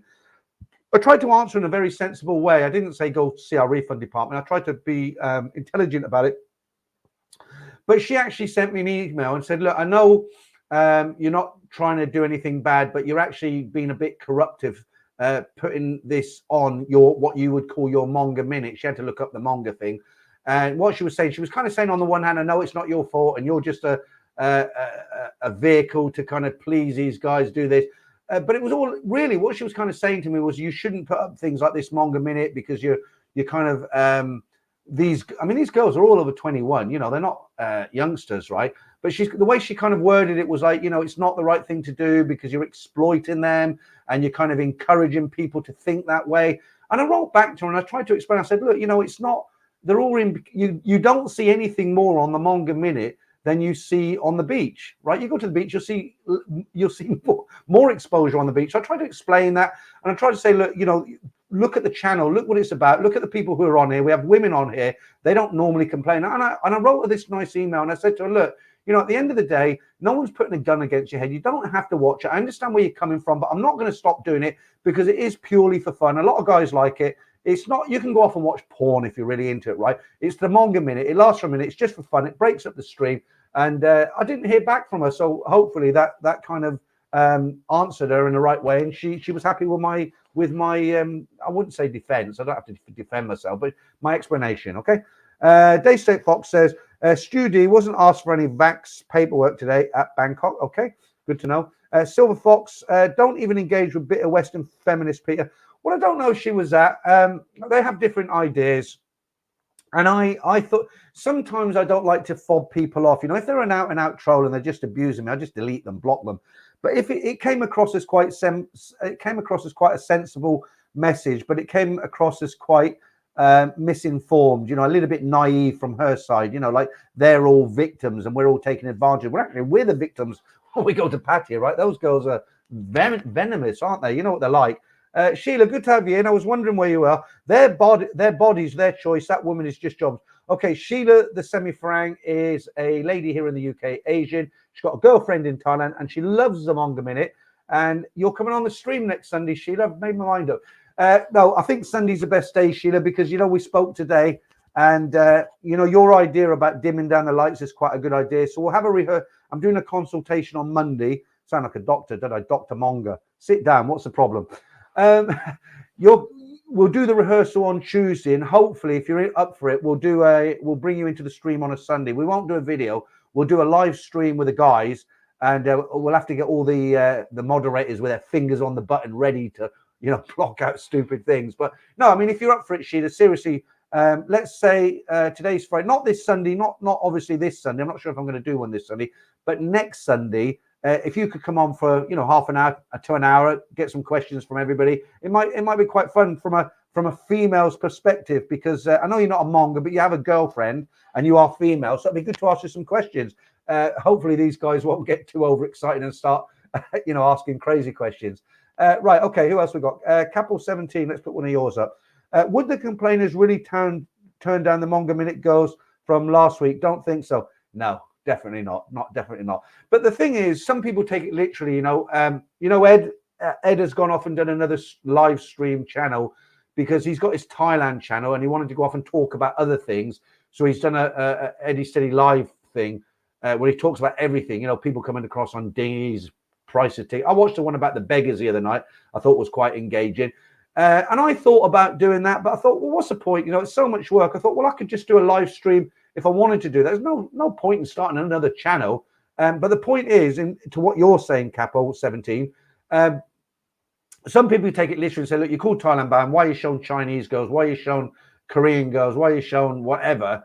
You know, for me, it's a manga minute. It's a pretty girl in a bikini. She's bouncing about. She looks cute. Hey, let's show her. But some people, they want to see only Thai, you know. Ignore the Karen, says Taxi. I don't think she was a Karen because she didn't. She wasn't like Lisa on Ed's stream. She didn't come on and with a fiery cross and condemn me and she didn't call me names or say, you know, you're a pervert or anything like this. She wrote me a sensible email, but she's misinformed. She's naive. And the way she wrote it to me was kind of like, look, you know, have a think about what you're doing. You know, that's why I say she was naive. And I was like, kind of like very polite, but you know what I mean? Right. Okay, let's move on from that. Mark, what are you saying now? People complain about everything. Kevin Lampard, tell him to get a life. Okay. You got to have thick skin when you do this, guys. You really have. I mean, if it's like Brian said last week, if you've got a YouTube channel about Thailand and you're only filming temples, sunsets on beaches, food, you might get a little old lady who said, well, I was there and I didn't see that restaurant. Are you sure you're in the right place? But generally, you don't get trolled. But when you make videos and you have pictures like this in the background and you put on videos called the Manga Minute, you know, I mean, you're gonna get a lot of shit from people, aren't you? But you know, I've got thick skin now. I'm not, you know, I get people write to me and say, is this, you know, do you really think at your age this is the best you can do? Is this what your meaning in life is, to put out a YouTube channel that, you know, promotes this stuff? Oh yeah, I'm happy. Why not? Right. Thailand Found says, nice one, Sheila, the semi-farang. Okay. You're building up a fan club on here, Sheila. You haven't seen a picture. I've seen a picture. She sent me a picture the other day. I was like, wow.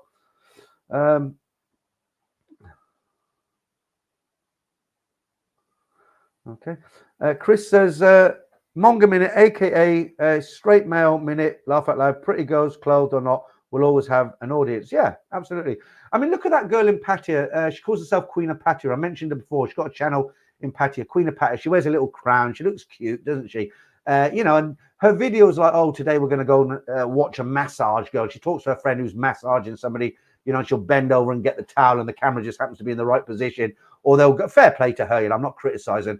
Or she'll take six, seven of her friends on the beach and they'll play volleyball in bikini. Well, who's not going to subscribe to that and watch it, right? Would you rather watch out of some old geezer like me who's like 62, sitting in a bloody wank shed in the bottom of his garden? Of course you're going to watch that. You know, she's got over 100,000 subscribers and I watch her and I think, you know, I understand it all. But I'm not a guy who has, I don't have bad feelings towards people like that. I just like think fair play to her, you know, well done. Right, Tommy Robinson follows. Pete, think about it from the woman's point of view. Lots of white women are lonely and are naturally upset in seeing men go away all the way to Asia. They're finding it hard to believe. Yes, but there is another side to the coin, Tommy Robinson follows. Do you remember the piece I done 3 weeks ago on the Gambian sausage? That's these middle-aged women who go out to Gambia and hook up with these Gambian boys, these toy boys. I put the pictures up. Do you remember? I think it was 3 or 4 weeks ago. Hang on, let me get a cheeky whiskey in. Nice. You know, so they do, you know, they go to certain areas in Africa. So they're no different to guys who go out to Pattaya. You get guys who are divorced, single. They're not breaking any laws. They're not hurting anybody.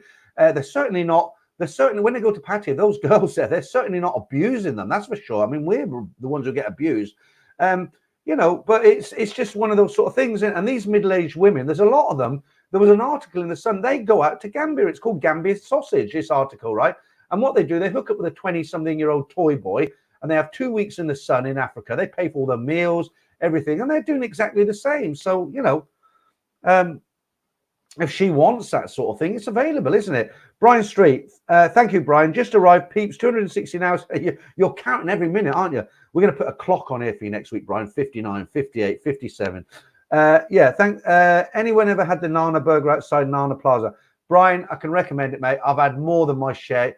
You come out and you got that guy on the little kind of trolley thing that you can wheel away. Excellent burgers, excellent. You know what? I would say they're some of the best burgers I've had anywhere, and I mean anywhere. He's on this little trolley.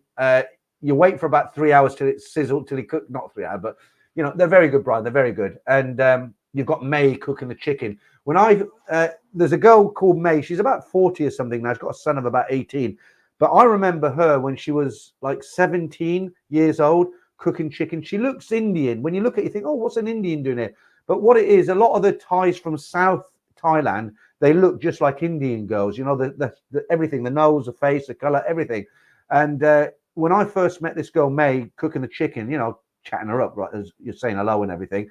And I said, oh, are you from India? And she said, no, I'm from southern Thailand. And I bumped into her in December when I was there. And her 18-year-old son was, and I was, who's this, May? Is that your husband? You know, drunk. And she said, it's my son. So, yeah, you know. Nick Shipman, in Sweden, they're trying to make it harder to bring your Thai wife over. Yeah, okay, that confused me a little bit there.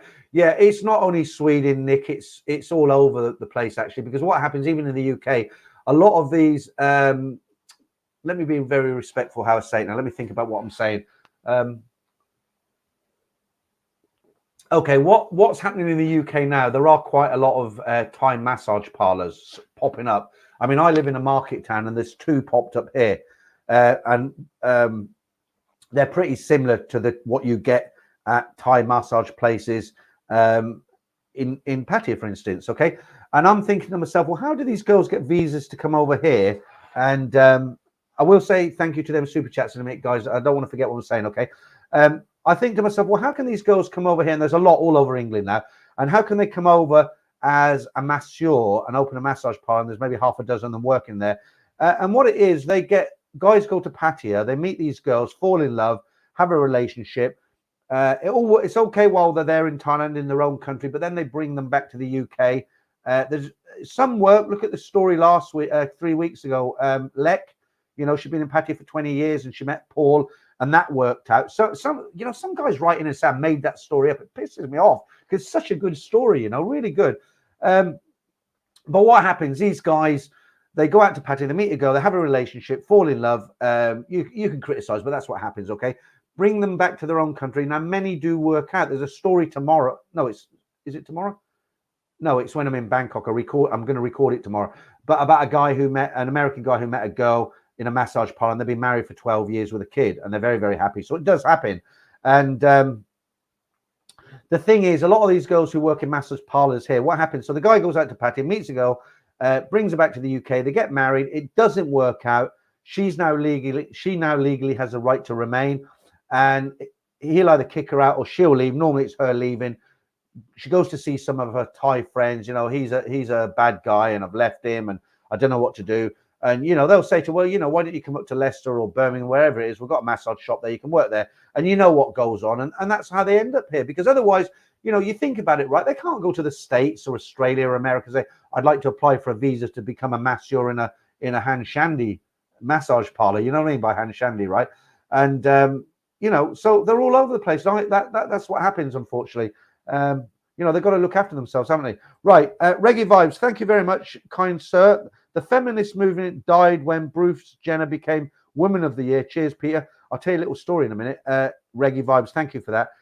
And Mark, you're a gentleman as well. Support for the stream. Thank you very much. Now, what was the story I was going to tell you? That's gone now. Every time I read that super chat, I forget what I was going to tell you. It'll come back to me. Hang on.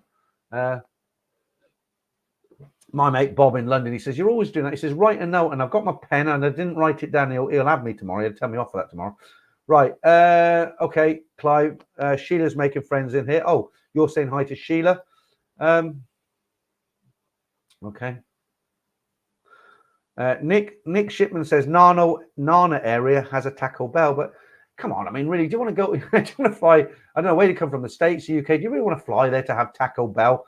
I was talking about that subject with somebody else today. He was talking about McDonald's in Thailand. I was like, yeah, it's really expensive, isn't it, in Thailand? And I said to him, you know, well, who wants to fly to Thailand and have McDonald's when you got that lovely Thai food there? And actually, I've done it. I was there for a couple of weeks. And I woke up and I thought, do you know what? I want a nice McDonald's cheeseburger. You know, you get burgers everywhere. But sometimes you just wake up and you think, I want a McDonald's. It's just, you know, I watched a documentary today about how they make hamburgers. I'm not going to mention who or where. I shan't eat another hamburger. I shan't. My wife makes homemade hamburgers. They're great. But what I seen turned my stomach today. I shan't be eating any more of those burgers. That's for sure. Right. Mark Hanley says, May with a food stall outside Big Dog. Top lady does look Indian, though south of Thailand. Pattaya. Yeah, okay. So that's good, Mark, that you know May. She's getting on a bit now.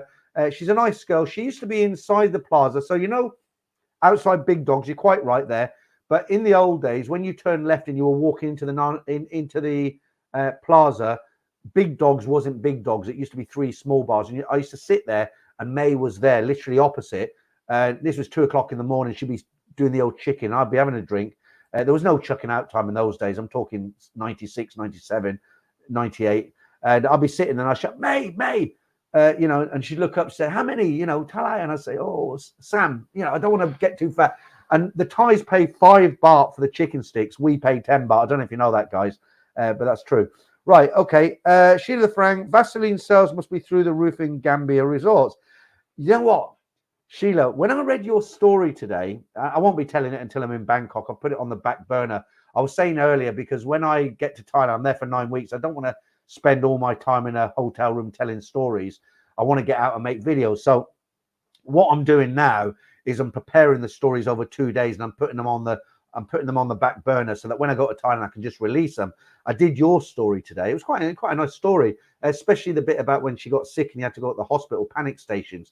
But I tell you what, I had to cut some of it out.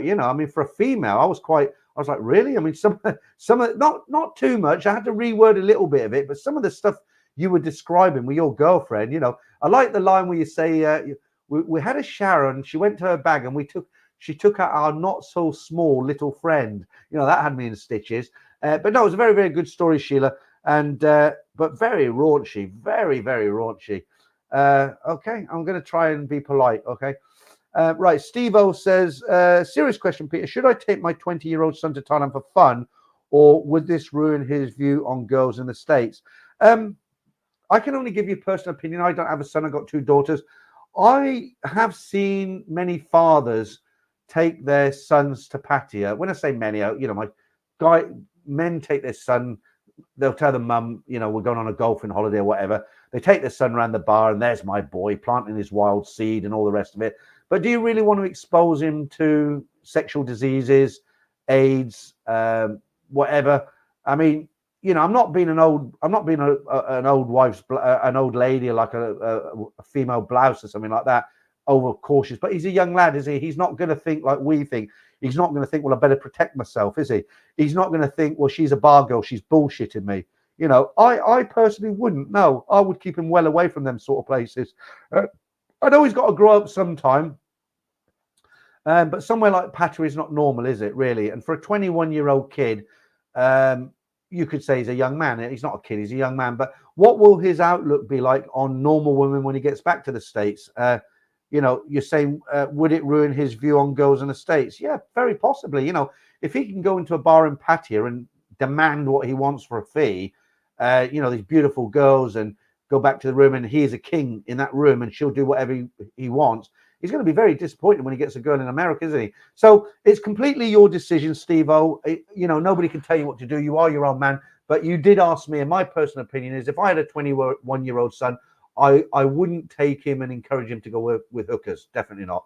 Right, Marky Mark again. The girls in Pattaya literally never age because they're replaced with the next bunch of girls that we love.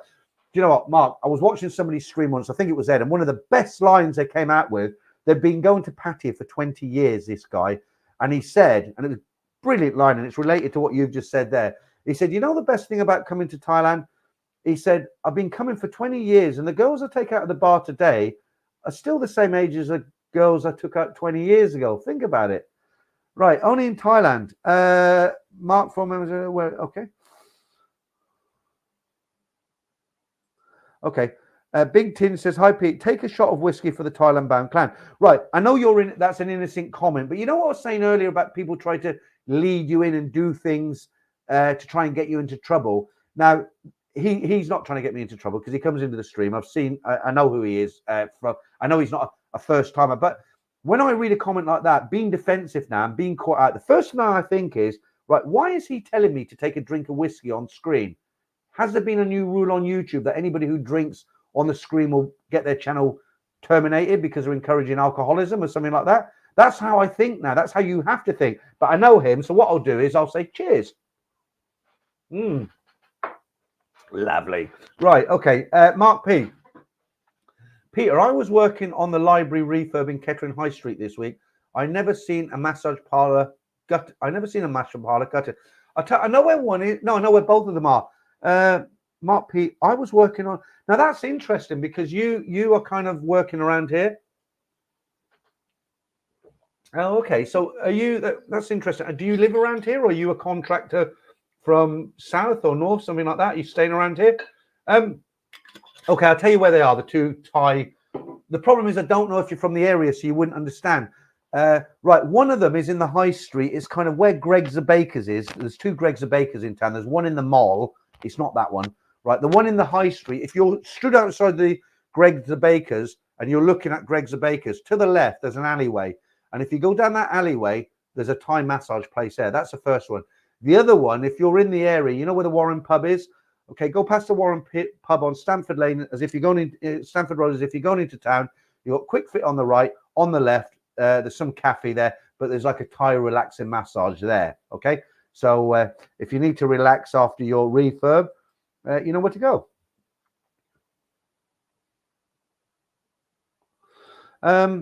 Leroy 420 at 21. I'm sure he has his view on women already, unless he's been locked up his whole life. Well, like I said, Leroy 420, I'm only giving my personal opinion. I wouldn't take my 21-year-old son to a place like Pattaya. It can do the head in of guys who are experienced, right? You know, the girls are clever. They're what they do.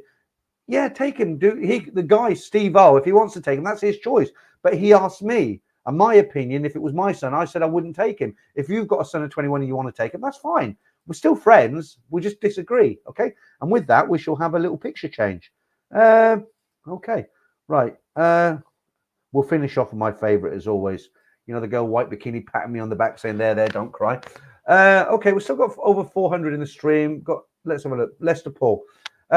Always been attracted to Asian women, but been trapped here in England forever. Eventually free now and solving. Eventually, cannot wait to get out in March to exercise my dreams. Yeah, I know where you're coming from, Lester Paul. I mean, I've been married for 33 years. You know, I'm separating my wife on good terms. But she's South Korean, you know, and she's lovely. She looks lovely. She gets 25-year-old guys chat her up, you know. It's funny, really. I wish I could bring her in. I said to her tonight, I said, when you come on the stream, say hello, because, you know, you're not going to be around that much longer. But it's not that she wants to run off with another guy, or I want to go off and fill my boots in Thailand, right? But it's just the sparkle's gone out of the drink. You know what I mean? I know where you're coming from, and yeah, good luck to you. I hope you do well. You might fall in love in Thailand. You know, you never know. World traveler forever. A lot of massage girls in Australia are Thais on student visas. Okay, yeah, that's a good point. Yeah, good point. You can tell, really, because if they're kind of older, no disrespect to them, but if they're kind of older, 40-ish, then generally they're the ones who were married and kind of ran off. And the very young ones, like 20, 25, yeah, obviously student visa. But you don't get too many of them around here, student kind of types. Right, super nice. Peter, we don't have Taco Bell in Norway. I guess same for Sweden. I don't know I don't think there's many places in the UK. Maybe the major cities have got them. Certainly not one where I live. Only in Thailand. I traveled 6,000 miles to Thailand, and the first thing I wanted was a KFC. Fair play. Fair play. I don't eat KFC in the UK. The reason I don't like KFC is because I don't like the skin of the chicken. I don't know why. It makes me, it's just a thought of it, you know. I know it's fried and it's crispy, isn't it? But I kind of think of skin as slimy and rough. And, you know, I don't like skin. And actually, skin is the most fattening part of the chicken. And if you take the skin off a KFC, or when I was young, we called it Kentucky Fried Chicken. They don't call it that now. It's called KFC. If you take the skin off, it defeats the whole object, because the skin has got all the coating of the flavor in. And that's what makes it really, really tasty. I've gone with my family years ago. You take the skin off because I don't like skin. It's just like eating chicken, you know. It's pointless. Red Hammer, nice to see a Friday night live stream again. We're here every Friday, Red Hammer. The only difference is I've reduced the time down from 9 till 8. It kind of works better for me. You know, I've got to I've got to spend 2 hours cleaning tomorrow because my wife's at work and we've got 2 viewings. You know, one Saturday I spent 2 hours cleaning. The reason it takes 2 hours because it's a 4-bedroom house. You know, you have to polish all the shower glass and vacuum and all the tables and put everything away. And the bastards never turned up, did they? Right. Taco Bell is the bomb. I don't really know much about Taco Bell because we don't have one here. I always have McDonald's after about a week on the spicy food. Do you know what? When I'm in Thailand, I do eat a lot of Western food. I eat more Western food than Thai food, and I'll tell you why. For one, I don't like garlic. I love onions, but I don't like garlic, and a lot of the Thai food is pre-prepared. And when it comes to the table and I smell it, that's it. I just want to reach. Okay. But the thing is, in some, especially in somewhere like Pattaya or Bangkok, when you order Western food, a lot of the time it's a lot nicer than in your own country. Where I stayed the last time on Soy 8 or Sukhumvit Soy 8, they have a restaurant called the Monsoon. A little bit pricey, but it's very, very good quality. And I go in there. I won't go to McDonald's now. I'll go in there and I'll have a cheeseburger. And it comes out beautiful platter, really nice crispy bun, nice thick pate, good quality, a few onions, lettuce, that sort of thing. It's 300 baht, £7.50, but you're paying for quality. You go to McDonald's, it's shit. Okay, the ingredients are. I'll probably get sued tomorrow by McDonald's, but who cares? No, it is. You know, they're a fast food chain. It can't be quality. Okay, when you go to a restaurant like Monsoon, some of these homemade burgers. I watched Nick Dean the other day. I watch Nick Dean quite regularly. He likes going to these burger places. Him and Martin did a video where they went to the beer garden, where they do a cheaper burger, and Nick went to some place that was hidden away. And those kind of burgers I like, but I don't like fast food burgers. You know, they're just crap. I'm allowed an opinion, aren't I? I mean, they're crap, in my opinion. Right, let's go down to some of these newer ones. Okay.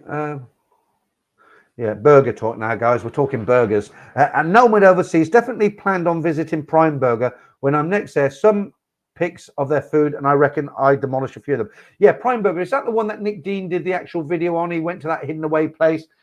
He likes his food, doesn't he, old Nick? I've written to him a few times. I met him briefly when I was in Pattaya in December, and I've sent him a few messages on Facebook, but he never answers me. I don't know why. Maybe he's forgot me. He just thinks I'm a troll. I am a troll. Right, Mark. I love Thai food. Took my dates to any places they choose. Amazing. You know, Thai food is brilliant. It's lovely, but you know, I'm a real pain in the ass when it comes to food. Ask my wife. There's no one fussier in the world than me.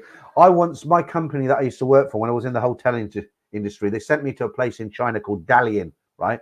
And I hadn't been to China before. I later went to Beijing. When they're funny enough, when I was there, they opened the first McDonald's in Beijing. I think it was 1990. Anyway, they sent me to a place called Dalian. It's a coastal town. Christ, it was like being sent to hell and back. And the food that they served us, you know, I mean, it wasn't shit food. I mean, for them, they were serving us quality as we were their guests. So I'm not criticizing them, but what they see as kind of delicacy food for us made my stomach reach. I mean, I had a Chinese guy and a girl here across from me with a chicken foot, and I was like, Christ, I'm nearly reaching, you know. And the thing is, you've got to be diplomatic. If a Chinese person puts something on your plate, you've got to take a little bit of a nibble, you know. You can't say, oh no, that's horrible, you know. You've got to do something, you know. But they eat the stuff they eat. To cut the story short, I was there for how long was I there? I was there for about 6 months because I pleaded with my company to get me out of there, and I ate for 6 months, and I'm not lying, one meal a day of boiled rice with a fried egg on top of it. That's all I ate. And when I left, my trousers were like, you know, those adverts for Weight Watchers where it says, here's Jill when she weighed 2 tons and she's been on our diet and she weighs 1 kilo now and she's trousers are out here. I was a bit like that, you know, awful. Right, Sheila, you know, I'm reading out all your comments because you're on. Yeah, there's only 2 females in tonight, you and Sis, if Sis is still here. So you get prime treatment here. Mark Hanley, you're a brave man. Haha, you couldn't do it. All right, I'm not going to read them out if they're to somebody else. All right. Who are you talking about? Martin Ryder, damn savages.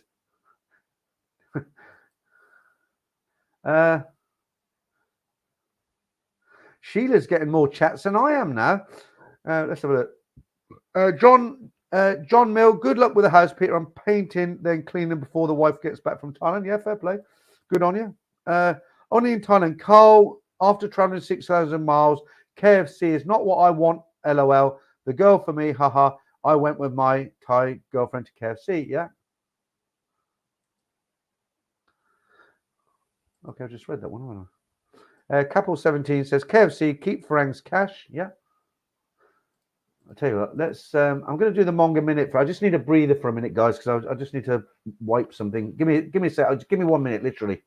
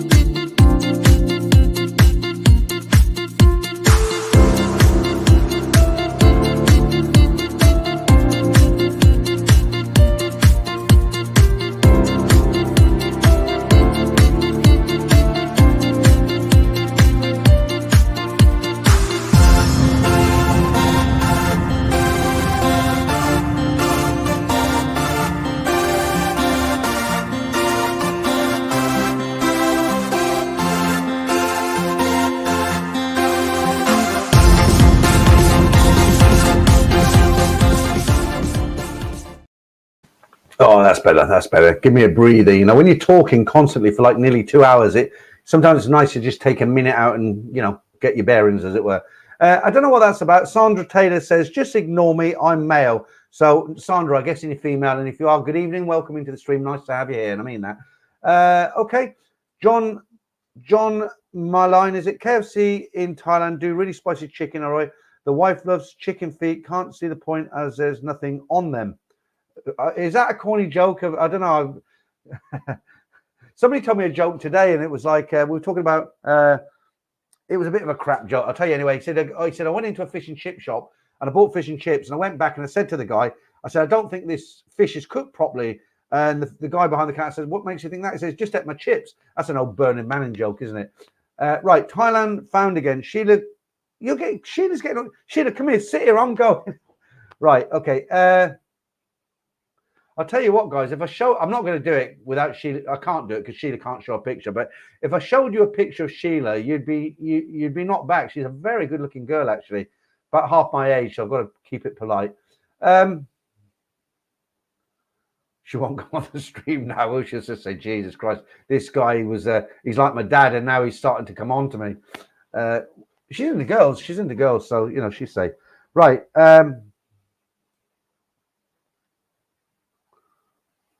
You know, I'm smiling because some of the texts I can't read out, but they're funny anyway. Right. Clive says, I know what we'll see. There are lots of chickens in wheelchairs now. All right. That's obviously a private one.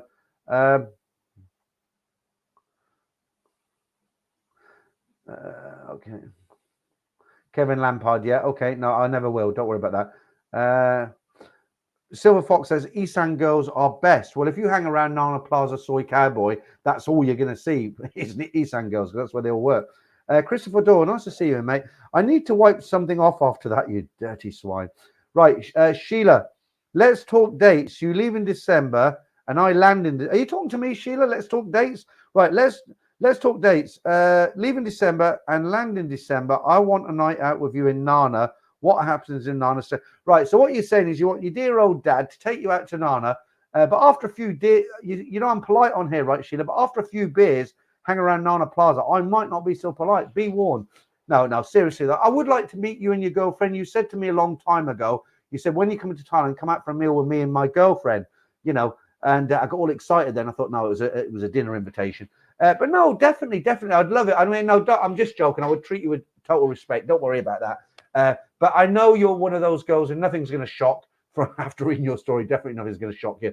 I don't know if Nana Plaza, because I know some better places than that. Nana's okay. Yeah, we'll go down to Plaza. It'd be funny when everybody be coming up to me saying, Pete, is that your wife? And I'll say, yeah. Right, all right, okay. Right, a nomad overseas. Those two blondes, you need to welding torch to get me off them. Which two blondes? Okay, I'm going to put up my favorite picture again here because this girl looks like she's actually. I've had it up for 3 weeks in a row. You know don't say I've lost it. Hang on. I have lost it. Oh dear, it's not here. Never mind. Oh no, it is here. Here we go. You know why I like this picture, guys, right? Because she actually looks. This one here looks very much like my Korean wife when she was about 30 years ago, and you know, she's got the old hand on my back going, there, don't stop the stream, and actually giving me the look, isn't she? Right. Right, Barry from EastEnders. This week's Manga Minute is fantastic. Thank you, Barry. And that will 79, 89. If I put 20p towards that, that's going to get me 4 of these Cronenbergs. So thank you. It'll get me 3 anyway. So everything's appreciated, everything. And you guys, you know, I keep saying, I haven't said it for a while, but I must thank you, because I wanted to get a GoPro camera, and I put the shout out. I haven't used it yet, but I've got all the attachments. You know, I bought a cage for it, you know, so I can put recording on it and everything. And actually, most of the contributions that you guys sent, I don't waste them. I mean, I know a joke, but I actually bought this GoPro, and I'm going to put that on a motorbike. I've got the strap and everything. I'll be doing wheelies over Nana Plaza, and, you know, at my age, dreaming now. My alarm clock went off. Well, thanks, guys. Anyway, I've said thanks loads of times, but sincerely, thank you. Right, Peter Whiffin. That's a great name.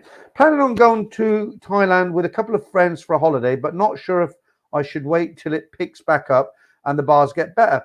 Well, you know, the thing is, Peter, you can wait forever, can't you? Thailand's always a good time. I don't know if you've been there before. You can go there on your own, Peter. Sometimes friends hinder you, you know. I've known people to go with friends because they don't want to go on their own, because that's not what you do. You go to Ibiza or somewhere, you always go with friends, don't you? But I've known plenty of people who've gone to Thailand with friends, and they've gone and come back on their own. They said, I've had a much better time by myself. I'm a free agent. Peter, I wouldn't wait. Buy a ticket, get out there. Just go again. It's not bad now. I mean, look, it's not like you're going to have a terrible time. It's good. Corporate Mahoin again. Remember when Hugh Jazz was in the Streamgate stream? Okay, I don't remember myself. Right, Mark, I've got to be honest with you, mate. I really don't like Korean food. And the reason I don't like it is because, you know, I can't stand, with a passion, garlic. Can't stand it. And my wife and I don't nag her anymore, but one of my boner conventions is when Koreans cook food, it's always got garlic. And I don't mean a little bit of garlic for flavoring like Indian food. I mean, it is overpowering. It's, you know, do you know what kimchi is? I mean, it's pickled cabbage. That's a mainstay. Okay, I'm not criticizing Koreans. Fair play. They eat very, very healthy. If you see what my wife eats every night, she's going to live to be 100. I'm going to die probably when I'm 70 because I eat shit. And she eats all, you know, it's all fresh leaves, cabbage, veg. She eats vegetables every day. Very healthy. But the bottom line is, kimchi, she lays off it for me, which I appreciate. But, you know, Korean food is laced with garlic. And I've got such a passion about not liking garlic. It makes me reach if I smell it. I know there's garlic, you know, look, I do eat garlic. Of course I do. If I go for an Indian meal, it's got garlic in it, okay? But when the madras comes out, the madras curry, lovely girl. When the madras comes out, you've got all the flavors, the spices. The garlic is in there, but it's not jumping out at you. You know, it's not like this is garlic, you know, it's mixed in with a lot of other spices. So it's not overpowering. But with a lot of the Thai food and the Korean food, it's overpowering. It just jumps out at me, and I hate it. You didn't expect an answer like that, did you, Mark? What was your favorite? Now, okay, let me try and think of something. What's my Korean? Right, okay. To be fair, for Korean cuisine, is that how you say it? They do a dish that you put on the table. It's like a boiling pot, and they've got a place in Thailand. It's a chain. I think it's called SK or SU or something like that. But what it is, they have a boiling pot of water, and you have all the vegetables on the side, and you have chicken, fish, shrimps, and all that, and you put them in the water on the table, and you take them out with the old chopsticks, and then you have various spicy sauces and oyster sauce, all this sort of thing, and you dip it in, and that's actually very, very good. But then there's no garlic in it, so that's why I like it. They do a beef dish called bulgogi. That's very nice, but they lace it with garlic again. Okay, let's have a look. Wheeled Stone Rider. Peter, great show tonight. I can tell me if there is a wheelchair access on the buses in Pattaya. Sadly not, Wheeled Stone Rider, there isn't. You know, Thailand is getting a lot more kind of westernized. They're getting better at doing a lot of things. For me, it's not always a better experience in Thailand. But unfortunately, there are guys in wheelchairs. You see them in Pattaya. It's so comical when you see a guy in a, don't worry, I'm not going to make fun of guys in wheelchairs. You see a guy in a wheelchair and his bar girl is on the back, or she's pushing him. You know, the bar girls in Pattaya, I've seen loads of guys in wheelchairs. because you get guys who've had young guys have had motorcycle accidents. They can't walk. Okay, it's sad, but they've been burning around on a motorbike, had an accident. They're only 28, 30, 32. Their life's not over. They get over it. They're in a wheelchair, sure, but they work it out and they go to Pattaya. They pick up a bar girl. The bar girl's no problem whatsoever for the bar girl, okay, as long as she's getting paid. And some of them actually get proper girlfriends. I say that was the wrong thing to say about not only getting paid, because some of them, you know, about the girls in Pattaya, they want to be looked after. They want to know that they can send money to the family every month, okay? So they do what they do to get that money in, like Lek, the story.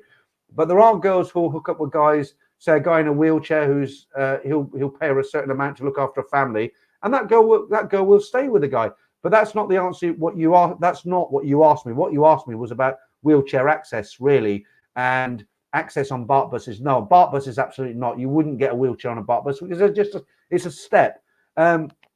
Unfortunately, in Thailand, the pavements are very, very uneven as well. Most of the time, you have to put the wheelchair on the road. It's not a great situation, but what I would say is, look, if you're in a wheelchair and you can afford to do Thailand, do it. Do it. You know, you can go there, pick up some great girls, wheelchair or no wheelchair. Don't let anybody stop you. A few complications, but you'll do it. Just go for it. Go for it, really. Right. Corporate Mahon again. On Monday, when I drive to work, I will be rewatching this very stream in my car. Thanks, Beer. Do you know what? A lot of guys listen to this stream. I get quite a few truck drivers who watch this stream and they don't actually watch it. Like Deep the Trucker sometimes is, I forget the name of the other guy. He's in here every week. Sorry, you'll leave a message. I know, is it Daniel, isn't it? And what they do, and the stories as well, what they'll do, they'll put headphones on, they'll walk the dog, they're in the gym, they're washing the car. So it's one of those things you actually have to sit and watch it. But thanks for that. Yeah, Cashier says, when Sheila starts a streaming channel, you're going to lose half your audience. I'm not, because I'm going to team up with her. It's going to be called Sheila Bound to Thailand Bound. She wouldn't do a channel, not like this, because she's got quite a nice job. She couldn't, I can't give too much away, but she wouldn't. I'd love to have a night out with you though, Sheila. I really would. It'd be quite interesting, because I have been out with women in Thailand, not one-on-one, but they've been kind of like the wife of some American guy who works there, and his wife's come over from the States, and he wanted to show around Goga bars, and I went with him, and it was kind of like, you know, she was sitting there with eyes like, you know, saucepans, not particularly American, English, whatever. But it would be good. You've got kind of, I know you're certainly not shy, Sheila. I'd love to go out with you, and I'd love to see you participate in what's on offer in Nana Plaza. I really would. And just in case you're interested, I've got a GoPro camera. I'll cut you in. I'm just joking. Right. Okay. Let's have a look. Sheila the Frang again. Yes, Peter, talking to you. Okay, good. All right. Well, we're going to talk on Tuesday, aren't we? So let's talk about that. Definitely. We'll find out which dates we're there together. Right. Let's change the name to. Now that I know you're only joking, but that would be a little bit over the top, wouldn't it? The Manga Minute is a little bit more subtle. Oh, really, Sheila? Oh, okay. What was his number again? Guys, thanks for watching tonight. I'll see you next. I'm only joking. We'll talk on Tuesday. Hang on, where is it? I was going to do a look. Right, and from Peter Whiffen, he said, right, okay, it's getting silly now, isn't it? Right, Daniel Room, billboards in Nana has stunning girls, very high level. I almost fell in love with one ploy.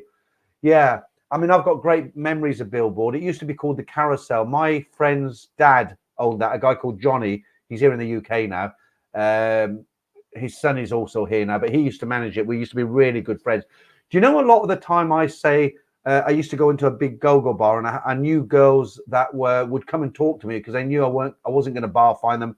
I only went in to have a drink with my friend in a big go-go bar, and I got to know some of the girls. That was actually the bar, because my friend's dad, his dad owned it. That must have sounded terrible coming through a mic. Beer. And a lot of the girls in there, had 100 girls in there, and I would talk to them, and I would buy them the odd ladies drink, because just to be sociable, you know. And they knew I wasn't going to take them out. But yeah, you're right. It used to be called the Carousel, so it's different now, because the last time I was there, I walked in, and there's a big jacuzzi tub on that side, and there's a carousel, what we used to call the carousel, that goes round, and they have got the A team in there. They really have. Yeah, exactly. She's just done it. Thailand fan says she's trying to burp you. She just burped me. Did you hear that? Right, we'll have to do the Ladyboy competition soon. Still got over 400. I don't want to lose the guy, so I'm kind of delaying it a little bit. Let's carry on with these for a bit. How far behind am I? 10 p.m. and it's now. I'm 12 minutes behind on the chat. What do Thai girls eat? How do they stay so thin? Do they eat 3 meals a day or 1 meal a day? That's quite an interesting question, and I'll tell you something that I know about this because I've looked into it a little bit. The Thais, they don't sit down to a major meal like we. I mean, they do, but they don't fill themselves. You know, like yourself. Okay, it's dinner time. You'll get a plate put on the table that's like Mount Everest. Okay, and then you eat it, and then you're like. They don't do that. They kind of nibble all day, so the body metabolism goes to the right speed and burns the right amount. And because the body knows it's constantly fed, and they're quite active, the Thais, aren't they? So when they eat, if you look at the portions of a Thai person, they're not big. I know they're small, a lot of the people, but they're eating constantly, but a little amount all the time. That's how they do it. And that's why if you go out to a Thai bar at night, you'll see most Thais, like we go out for a drink, we'll sit and we'll order beer or whiskey, and that's it. We're knocking them back. And at the end of the night, we might have a burger. But you'll see, if you ever go out with Thais, they'll always have snacks on the table, you know, like pork, chicken, spring rolls, you know, just nibbles.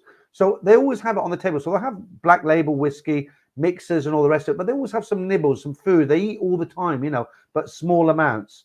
Javier, Sheila is very saucy, great personality. She's very good looking, actually. Caption from Martin Ryder says, caption from girl in picture, what you like, special massage. Yeah. The girl in the red's quite cute as well. She looks like she, hang on, it's a bit hard to do that. Hang on, let me try and get this right. She looks like she's a lot of fun, doesn't she? She looks like the sort of girl, if you're a young man and you spent the evening with her, you'd have a smile on your face all night, right? She looks lovely. Okay.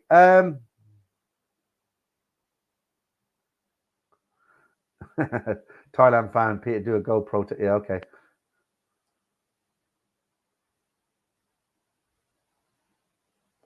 I've got to be really careful. The reason I'm pausing between, you know, reading these out because they're getting quite saucy, some of them now. Okay, Silver Fox says, Patong is rocking now. Phuket is the best part of Thailand. Okay. No, sorry.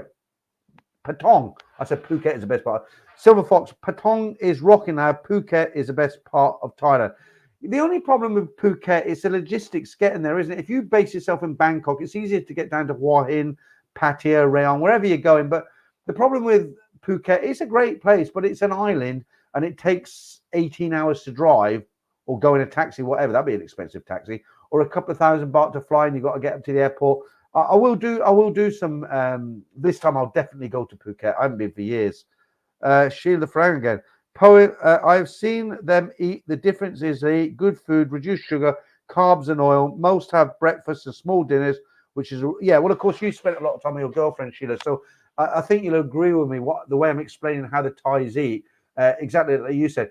I will disagree with you on one point, and you'll hate me for this, but I think I'm right here. So you put, I've seen them eat. The difference is they eat good food, reduced sugar, carbs, and oil. And most have big breakfasts and small dinners, which is great. Yeah, absolutely, I agree with. What I don't agree with, and they don't do it in purpose. I don't agree that they have less sugar, because the problem is in Thailand they put sugar in absolutely everything, even milk. You know, you buy a bottle of milk, it's got sugar in it. You can get it now without sugar, but I'll give you an example. One of my favorite Thai dishes, pad Thai. Okay, one of the main ingredients when they're cooking it, they'll put a tablespoon of sugar in it. Okay. And they get used to it. And diabetes in Thailand is one of the highest in the world. Why? Because they put so much sugar in the food. Because when we process food in the UK, there is sugar in it, isn't it? But they eat fresh food. Most of it's cooked. It's not processed. But then they add sugar in it.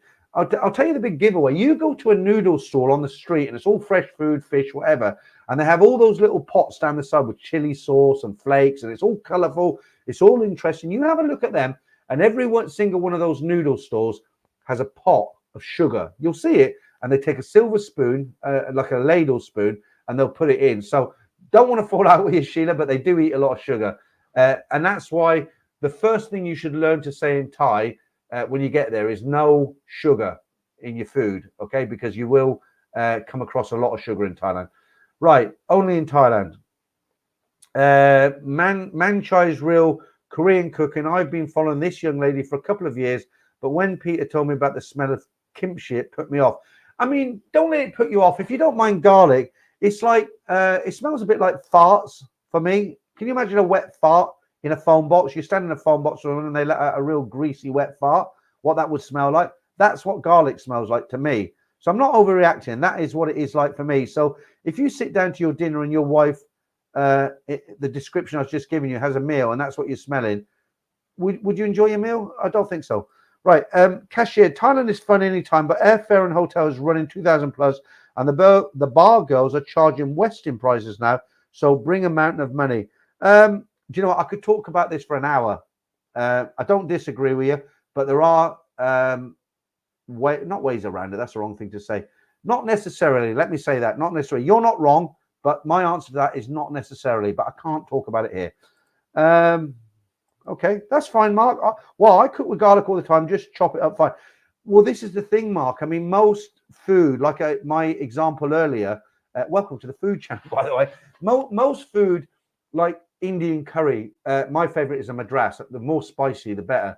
They put, of course, it's got garlic in it, but it doesn't overpower the dish, okay? But with Korean food, as soon as it comes to the table, and a lot of the Thai food, look, I'm bashing Korean food, right? If there are any Koreans watch this, I do apologize now because I didn't mean to. But it's the same with Thai food, you know. My friend Simon, I'll give you, this is something that happened. You're going to think I'm a wuss, but this really happened, okay? So the last time I was in Thailand, going into January from December, my friend Simon lives in Bangna, right? That's about 18 kilometers from Sukhumvit. You get the Sky Train to Siam, change at Siam, and then you head off to Bangna. It takes about 20 minutes on the train. You go through like 120 stations, but it's the last station on the line, okay? But one night, he called me and said, why don't you come and join us? I said, where are you? And he said, we're in the whatever bar, you know, the Not Collect bar somewhere. And I was like, where the hell's that? And he said, oh, just come to Bangna. And he sent me a message, he said, give this to the taxi driver. So I never heard of it. I thought, okay, fine. I'm not going to get lost, am I? Well, I might get lost, but I'm not going to get lost. So I took the train, took me about half an hour to get there, come down, the traffic was busy, jumped on the back of a motorbike taxi, showed him my Google Translate with the address underneath, can you take me there?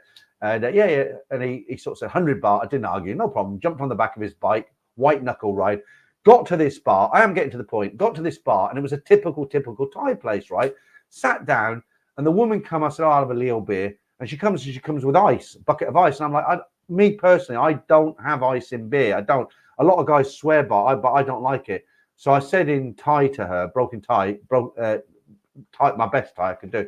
I said, I don't, my own Keng, don't want ice. I know it's a terrible pronunciation, but she understood.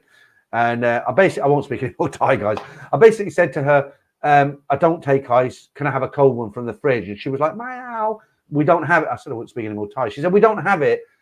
We don't have cold beers. They didn't have a fridge, okay? They put the beers on a shelf, and then they bring you a bucket of ice, and they put the beer in the ice. And I don't do that. That's not me, okay? So I said, can I have a cold beer? They didn't have cold beer. And I'm like, under my breath, Simon's there with his Frenchman. I'm like, this is shit here. What are you doing here?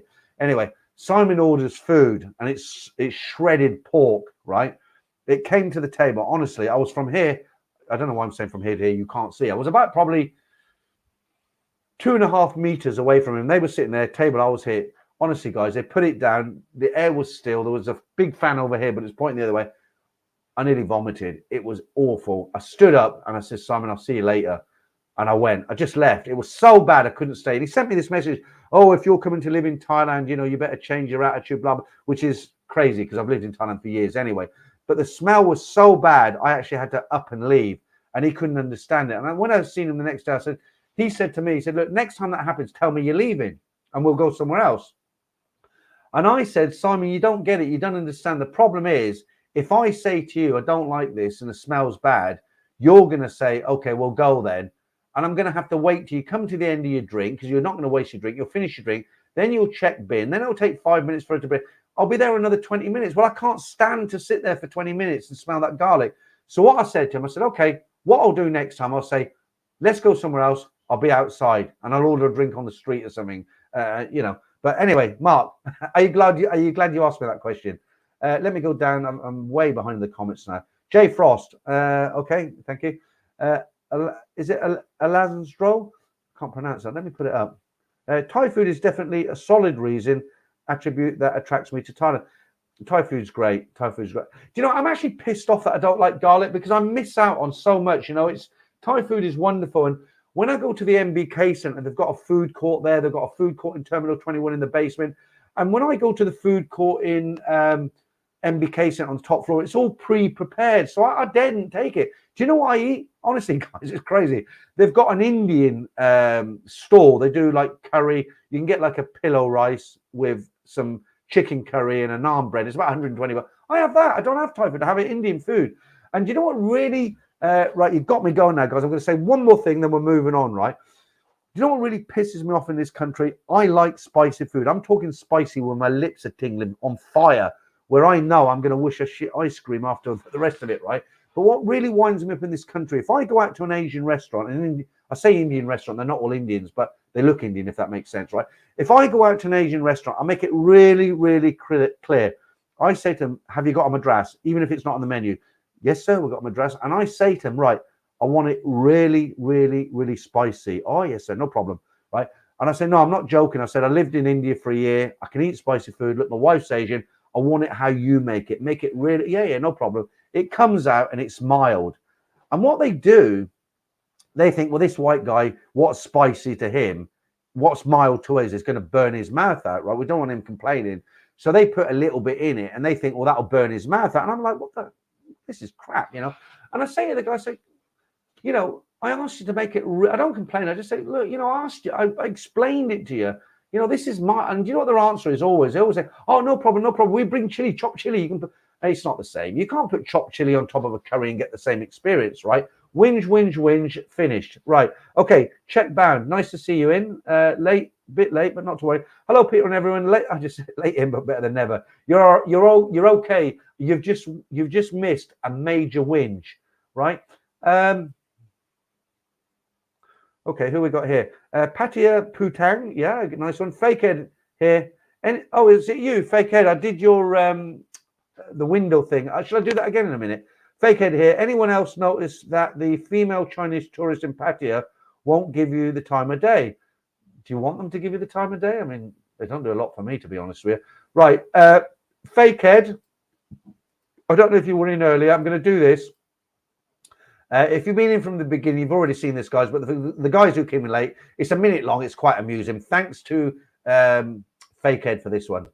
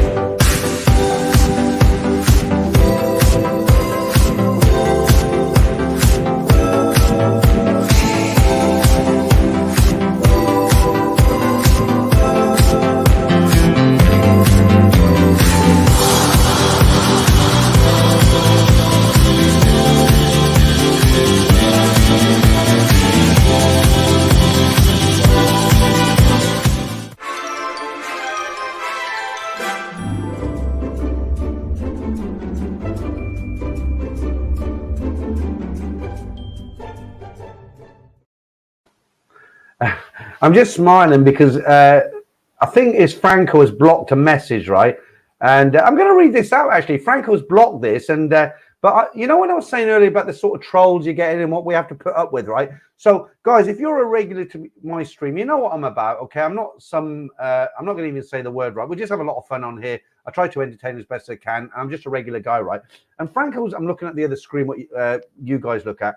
And Franco's dropped, I think it's Franco, blocked a comment from somebody called Dennis Stokhoff. God knows where he's from. Probably some mental institution. But he says, when he's talking about me, right? And his comment, I'm not going to put it up because that'll give him credit. But he's written, talking about me, right? This bloke looks and sounds like a right weirdo. I am. A strange looking guy. I don't know about that. What's strange about me? I don't look strange here. Maybe a midlife crisis. I did have a midlife crisis, Dennis, but it was about 20 years ago. And what I did, I went out and bought a Suzuki 1400, played, what's that song? Christ, I forgot the name of the song. I bought myself a 1400cc Suzuki, bought all leather gear and everything. I was about 40, and Born to Ride or something like that. Put that on the older headphones, and I was that, you know. And that's when I had the midlife crisis. I'm over that now, but looking a bit weird. In what sort of way? Should I take the glasses off? But Dennis, thanks for your comment. Very well appreciated, and thanks for joining us in the stream tonight. Okay, right. Let's see who else is out there.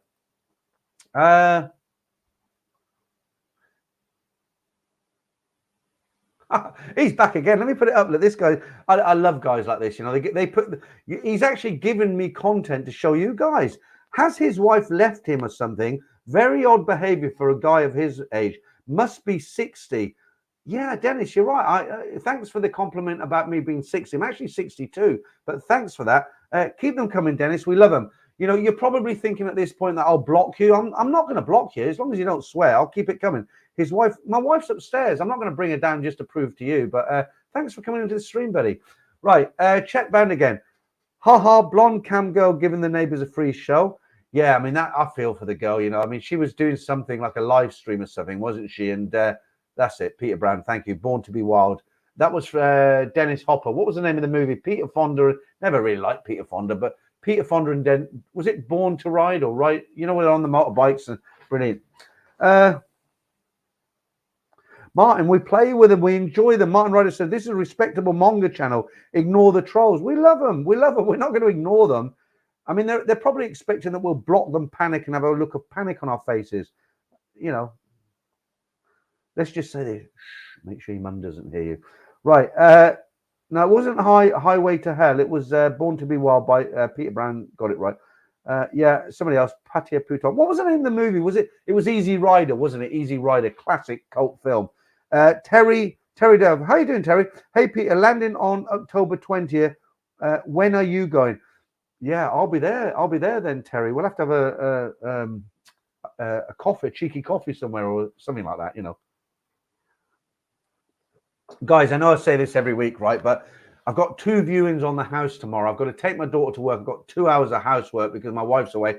And when I say housework, I'm talking vacuuming, cleaning, polishing. So I'll go for a while longer, but it's not going to be one of those 4-hour streams tonight, definitely. Right, Crypto Rocketeer. Hi, Peter. I absolutely love the story from 2 weeks ago. And even last stories, I saw that you saw my messages on the video. Yeah. Are you talking about the Lek and Paul, the girl who came down from me? So do you know what, guys? I've got a soft heart. You know, I really like that. She was so descriptive about her friend Zhang. Look, and it must be a true story 1,000 times over. And how she ended it, you know, she said, as I conclude this story, I'm thinking about all the girls who are leaving Isan to seek their fortunes in Pattaya, as I did many years ago. How poignant is that? Great. And just what makes me laugh, I've had at least 6 guys write to me and said, you made that up. And I'm like, yeah, right then. This seems to be... What is this with this Peter Handsome Man? I'm going to have to... Right, that's going to be my new name, is it? Look, can I copy and paste that? No, I can't.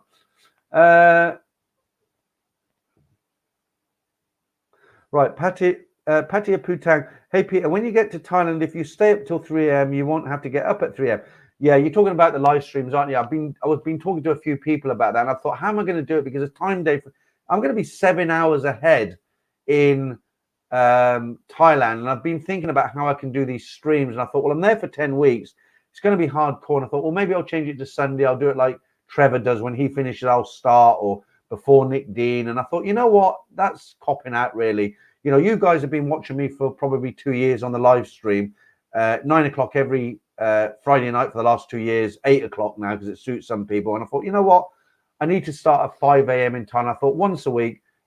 Well, I'll do a couple of streams, but I'll do one maybe that suits me in Thailand.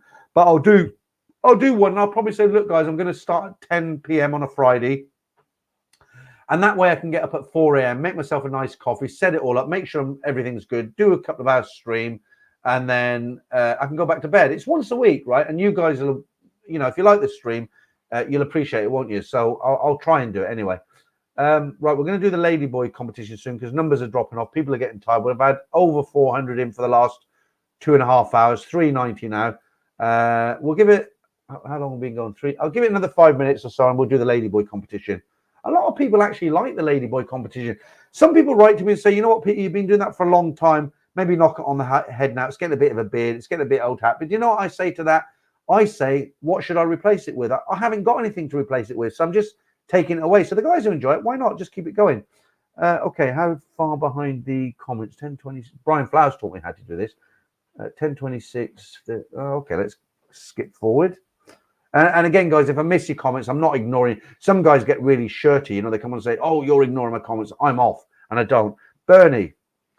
Hi, Peter. I'm just finished my work responsibilities. I need to pack.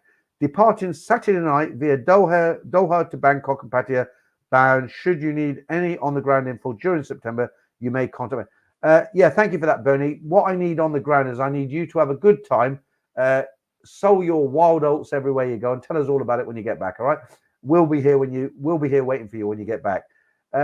Big Tinge again. Okay, Peter Handsome Man. What is this Peter Handsome Man? Right, Boohoo, how are you doing? Lee James, hi, mate. I don't mind being called Peter the Handsome Man, but it's such a opposite of what really happens, isn't it? You know, because what will happen is it'll catch on and everybody will start calling me Peter the Handsome Man. And then one day I'll get a new viewer who comes on and thinks, why are they calling this old git the Handsome Man? We'll get the joke, but they won't. Right, Chet Band, did I miss the Ladyboy competition? Yeah, it was really good tonight. It was the best one I've ever shown. I mean, it's a show. No, I'm only joking. You haven't actually. Now I tend to leave it right to the end because a lot of people leave when it comes on because they don't like it for whatever reason. A lot of people do like it. That's why I keep doing it. Yeah, I understand what you're saying, Steve. That's kind of you. Say do the streams when it suits you, Peter. But at the end of the day, you know, I do make some money. I'm not gonna lie, right? I'm not gonna get rich off YouTube, but I do make some reasonable money on here now. And if you know me from the old days, I didn't even monetize my channel for 18 months. I did it out of a passion to make videos because I do really enjoy it. And this is a problem because I enjoy it so much. The reason you'll see other people do streams after an hour, 20 minutes and say, right, I'm wrapping up. Thanks, guys. But you see me when I do streams, they generally go on a little bit. And the reason it's so hard to stop because I do enjoy them. I'm having a beer. I'm talking to you guys and I really like them. And what you're saying there, Steve, do the streams when it suits you. Yeah, I understand that. But also there has to be some kind of commitment because I am making some money from YouTube now. So I can't kind of take that for granted, you know, because that's going to help me a lot in Thailand. So I've got a nice audience here on a Friday night and I want to keep it. So I've got to make the effort and do the stream to suit you guys. And if I want to go off and do something in Thailand that suits an Australian crowd, maybe once a week or East Coast, West Coast, USA, like I spoke to Marky Mark about, I can do that. But I think it's important to keep this Friday night thing going. Thailand fan. Do you know what? You were on Ed's stream last night, and when he read your Thailand fan, he thought it was me. He said, "Oh, Thailand fan," because he read it quick, right? And I'm like, "It's not me. It's Paul Shackleton. He's an imposter. Arrest him." Right? People don't get tired of the Ladyboy competition. We're all just pissed. Yeah, I know. I actually enjoy it. You know, I mean, I like. It's great. You know, I like to see. Are they going to get it this week? It's hard. The competition's hard. That's a really good name. Broadcast Dave says, I love the Ladyboy competition. Yeah, fair play to Broadcast Dave. Good name. I've done joke of the week already, David. You're late. I did it about an hour ago. I'll do it just for you, okay? But I won't put the girls up laughing, okay? A vacuum salesman knocked on my door.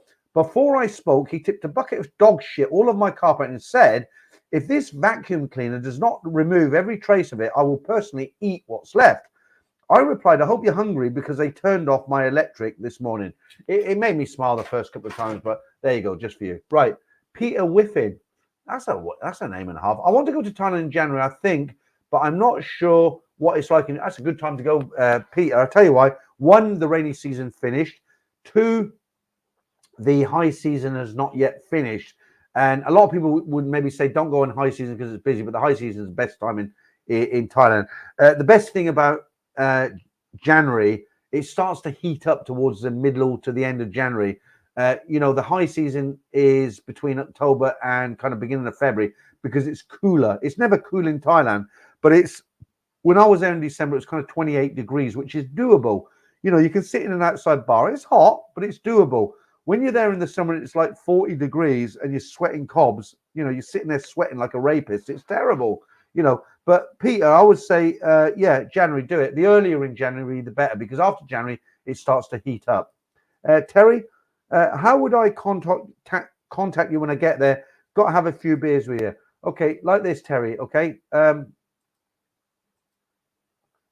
Rewind. I'll put it up just for a few seconds. Rewind, save it, get it tomorrow.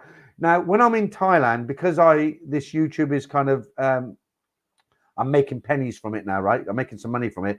So it's very important for me. I check comments very, very often. I read my emails every day, not once a day, twice a day at least.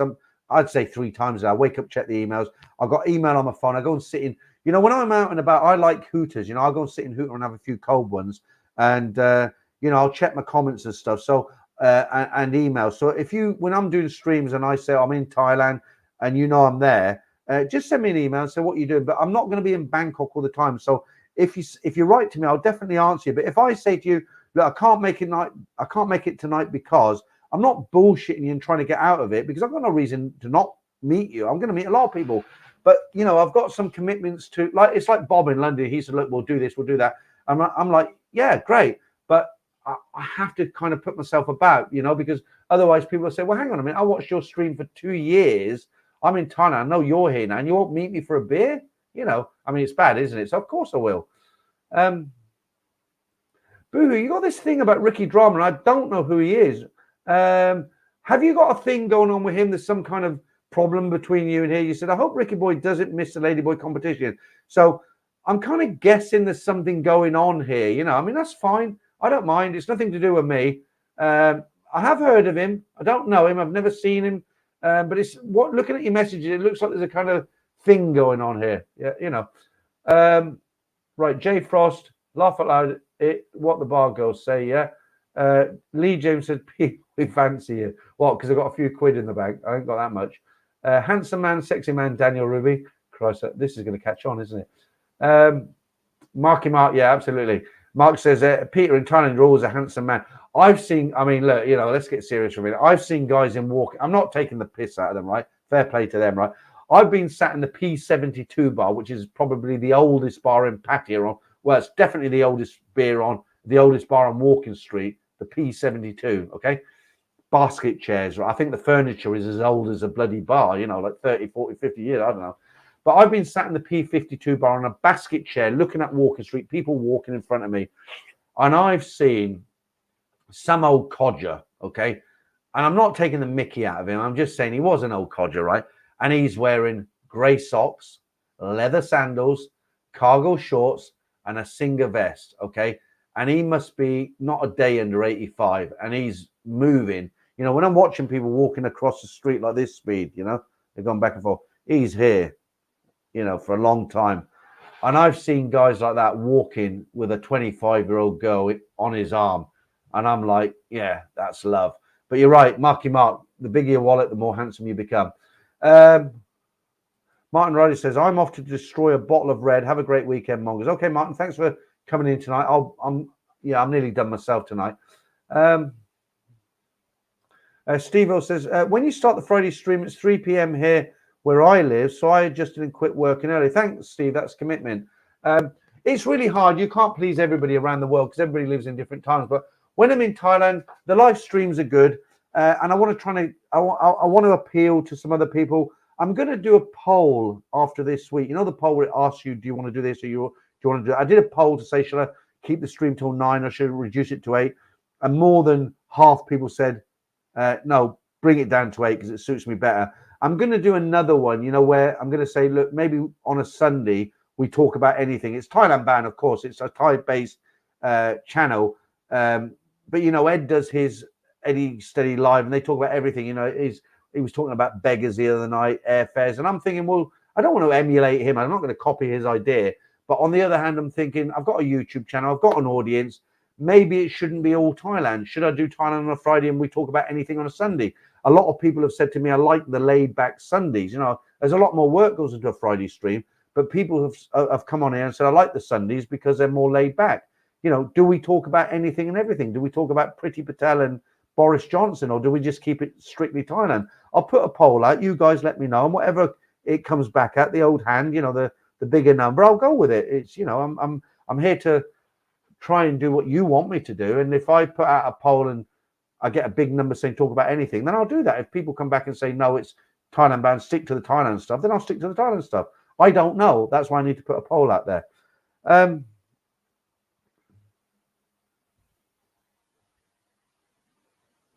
Yeah, that will never happen.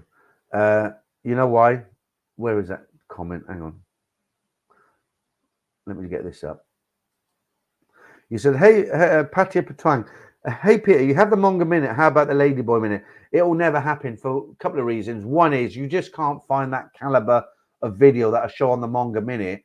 And secondly, when I'm researching the Manga Minute videos, it's quite enjoyable to do the research, check out the videos.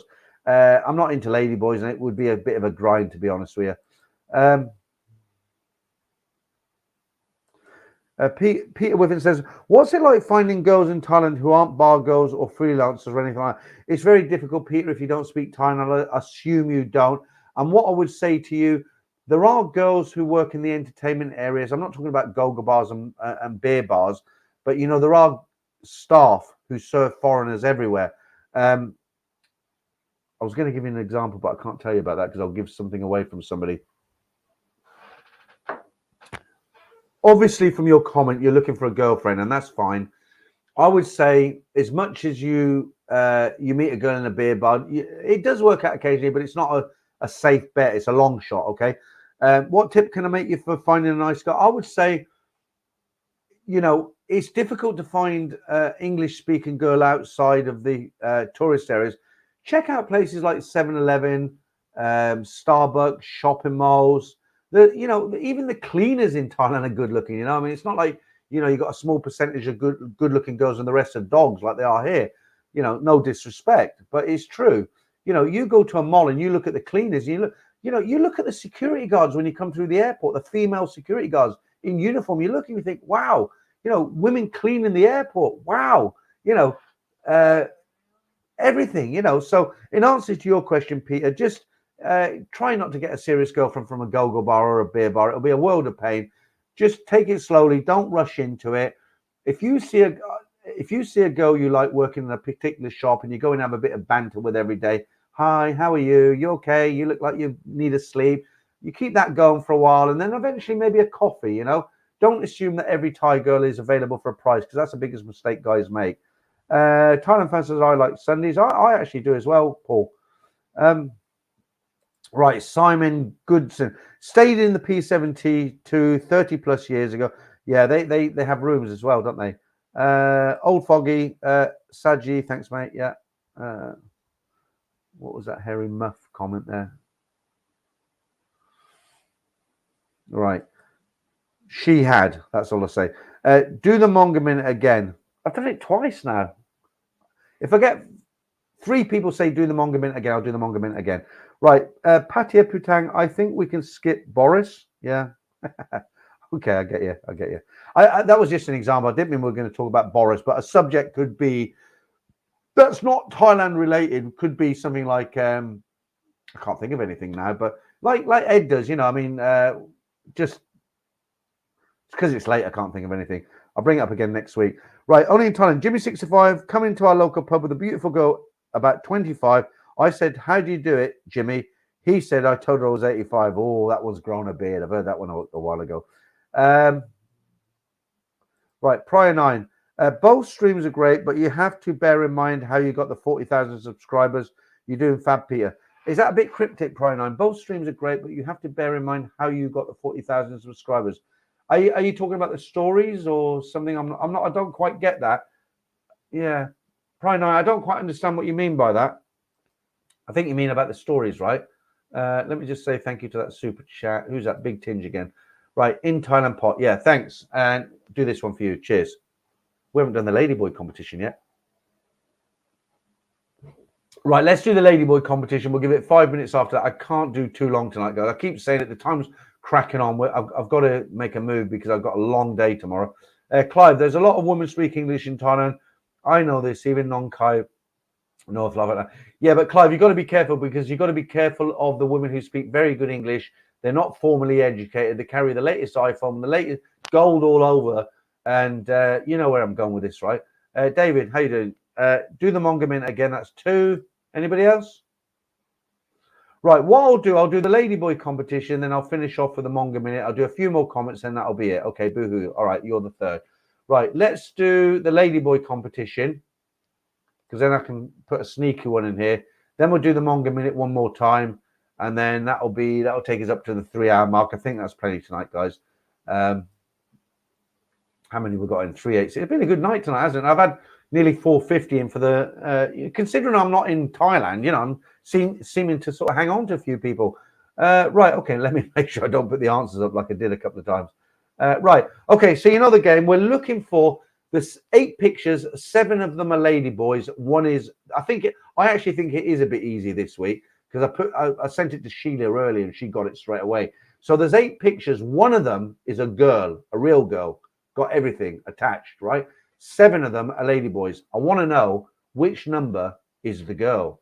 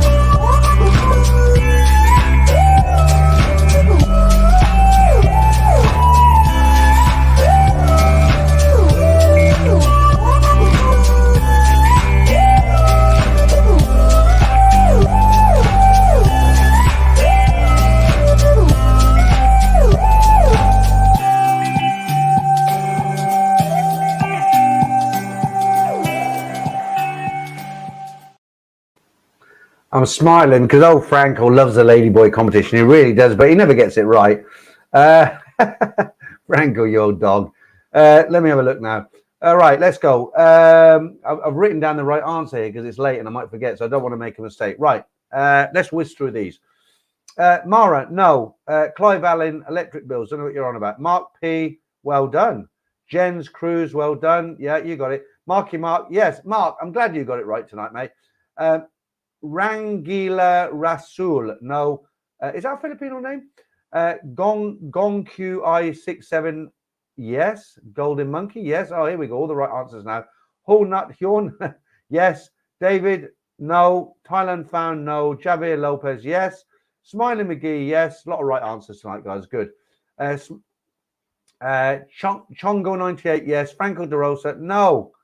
Less toppings on your pizza this week, Franco, because you got it wrong. Lord of Dreams, yes. World Traveller, yes. Charlie Stewart, right, no. Get a Job, Barry. Okay, like that. Get a Job, Barry. No. Brian Street, no. Thomas, right, yes. Joe Dirt, yes. J.R. Cowser, yeah, you got it, mate. Rob, I wish you did get it tonight, but you didn't get it. Contact me next week. I'll give you the answer, okay? Only joking. Right, Adam CZA, yes. Pesky McNuggets, yes. Capel 17, yes. William Sullivan, a bit easier tonight, isn't it, guys? Rumble, yes. Steve-O, no. J Frost, no.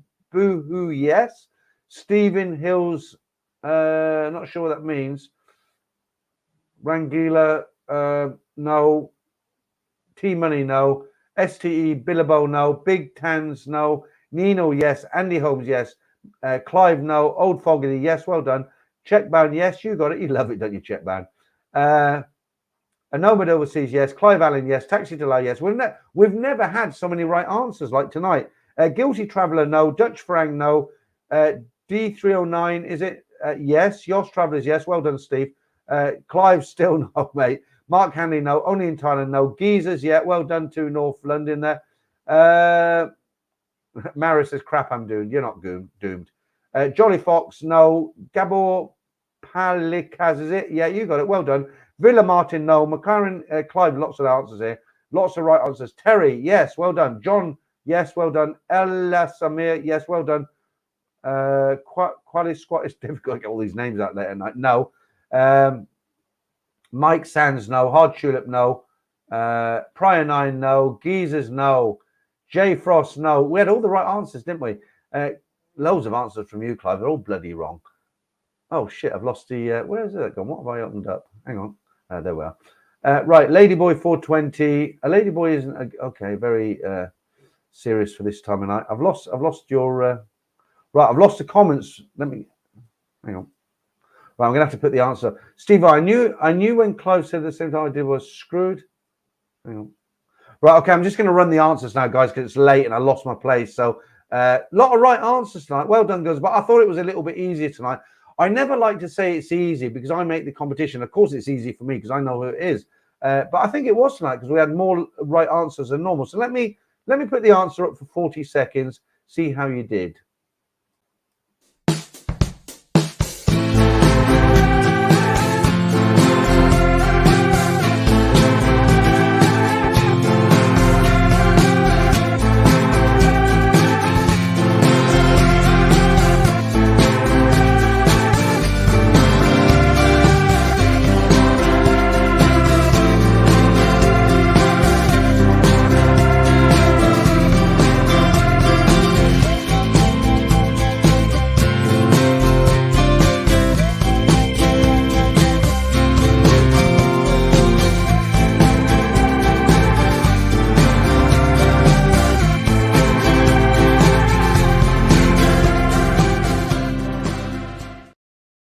That was quite difficult, wasn't it? I thought it was easier because the girl looks like easy to choose. But actually, when I put the answers up, I was looking at all the lady boys, and 2 or 3 of them are very, very obvious. But there's actually 1 or 2 of them that were, even for me, that have made the competition. I'm thinking, yeah, not too easy. Right. A few of you have asked for the Manga Minute once again. So we'll do this one. What's the time now? We'll give it another 5 minutes. Let's stick this on for the mongers out there. I'm not one, of course.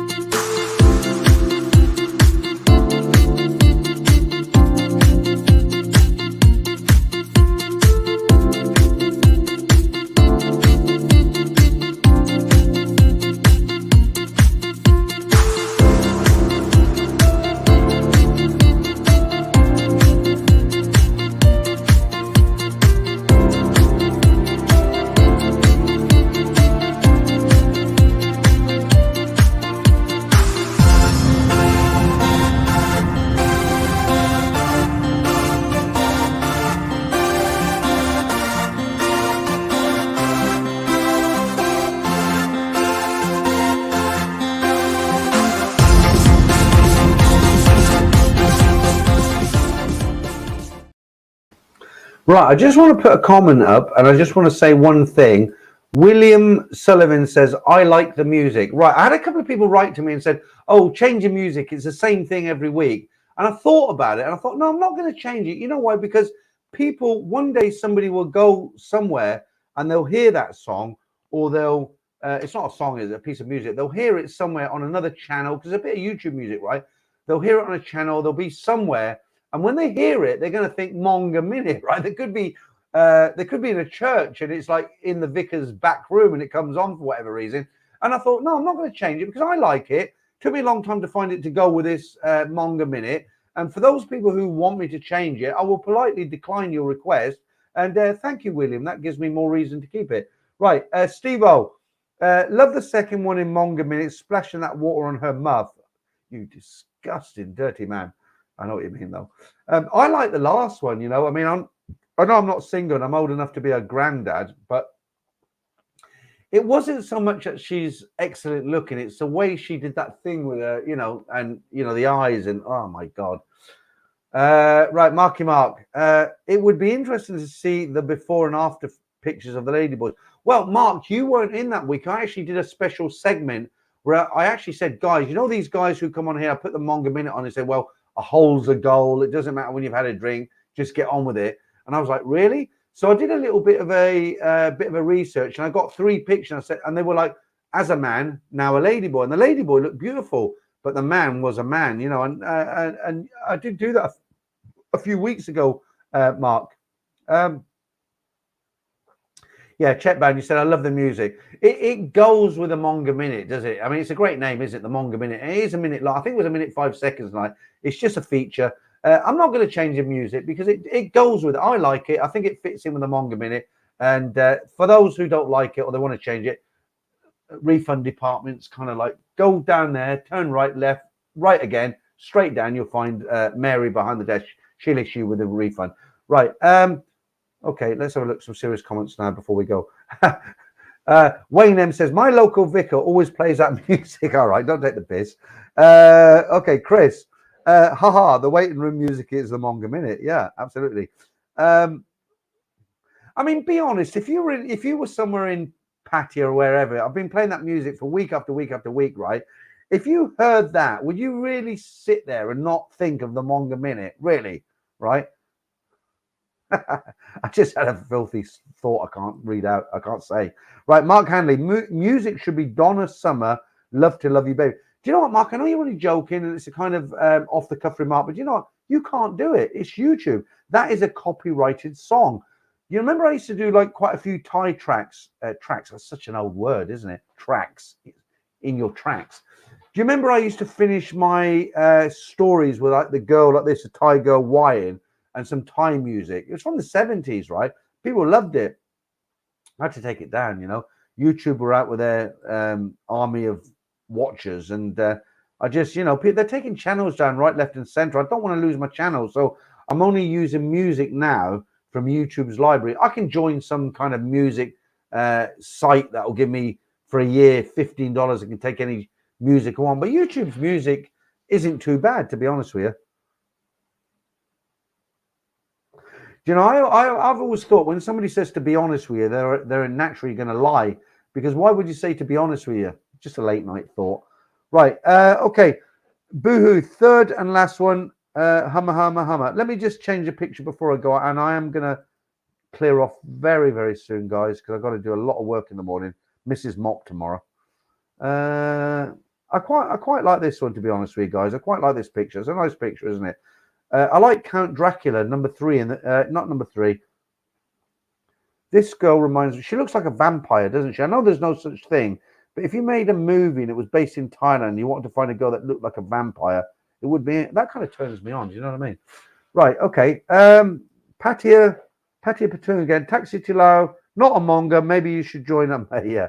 Right. I don't know why this channel's got such a reputation of being a manga channel. I mean, it's not as if I show girls or manga minutes or anything like that, is it?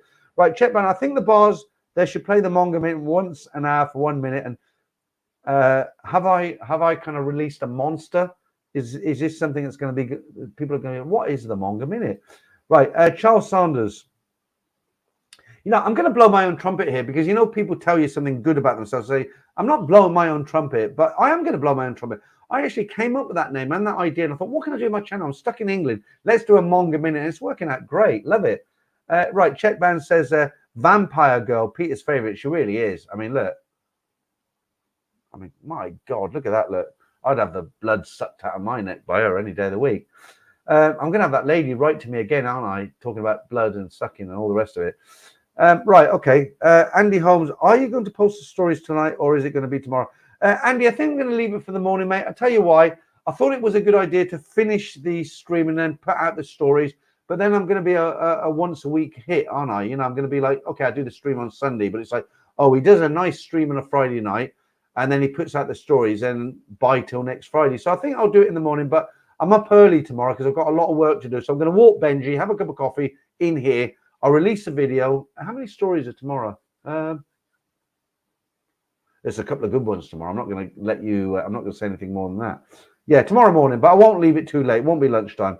Right, Marky Mark. That vampire girl can bite me in the dump. Yeah, Mark, the queue starts here. You're right down there. You know what I mean? There's a door in between us. Clear off. Right. Right. Quite sure Vampire Girl is Filipino. No, she is Thai. She is Thai. But I wouldn't be surprised, to be honest with you. I said it again, to be honest with you. I've got to stop saying that. She kind of looks like she was once male, if that makes sense. Do you know what I mean? I hope she wasn't. Very nice, very nice. Right, Chris, do you mind if I steal the name for my new Thailand YouTube channel? Well, the thing is, it's not a case of a mind, Chris. I mean, of course I'll be pissed off because I thought of it. I can't stop you, but you know, people will relate it to my channel, won't they? Do you mind if I steal the name for my new Thailand YouTube channel, the Manga Minute? That's not really a name for a channel, is it? The Manga Minute. It doesn't really make sense, does it? I mean, if I came across a YouTube channel called the Manga Minute, I'd think, well, he's got minute-long videos. I'm not watching this. Chris J. Stone, Vampire. Just back to that last one. Look, Chris, really, I can't stop you. I don't copyright. I haven't got a copyright to it. But, you know, with all the greatest respect to you, mate, I'm sure you've got a mind, a brain. I thought of that by myself. And, you know, put yourself on a higher pedestal. You know, you can do better than that. You don't need me to name your channel, okay? You've got a brain. You're a clever guy, I would imagine.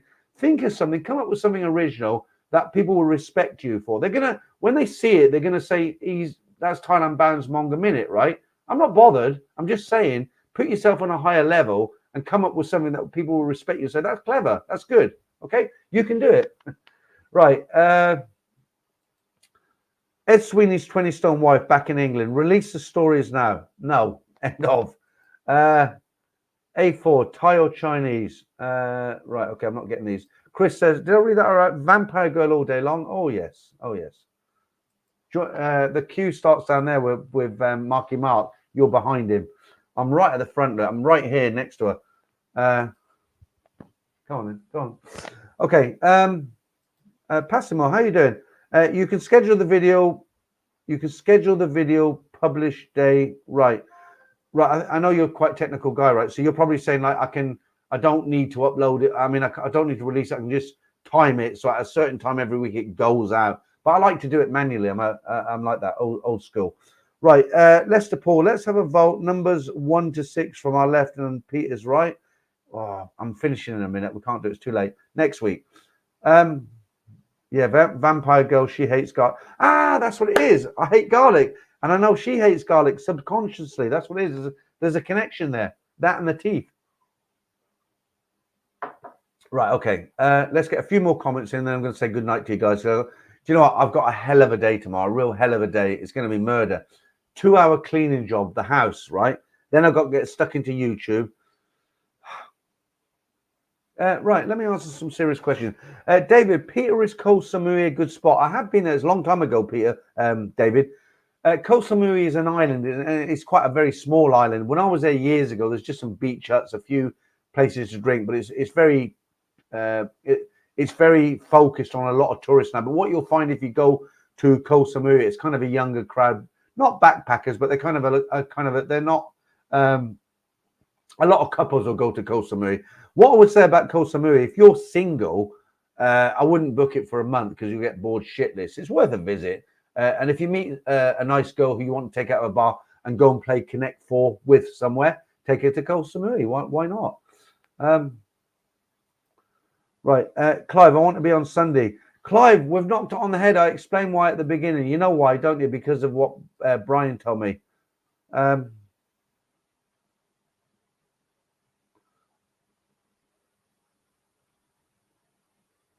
What's that about Boys Town? Taxi driver, everyone in Boys Town is on a first name basis with fake Ed.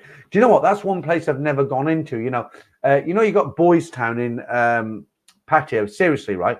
I've walked past it and seen the sign Boys Town. And look, I'm not just saying this. If I was, I wouldn't mind. You know, I got a wife, right? I'm serious. I'm not knocking anybody here. I'm just saying me, Thailand bound, Peter. I'm not into lady boys. I'm not into boys. I'm not into bi, anything like that. I'm not judging anybody who is. Fair play, go for it. You know, I'll put the medal on your chest. That's fine, okay? But I've never been in there for the simple reason I didn't. It's stupid, really. I just had this vision of you can get in there and you can have a look. I just want to have a look, right?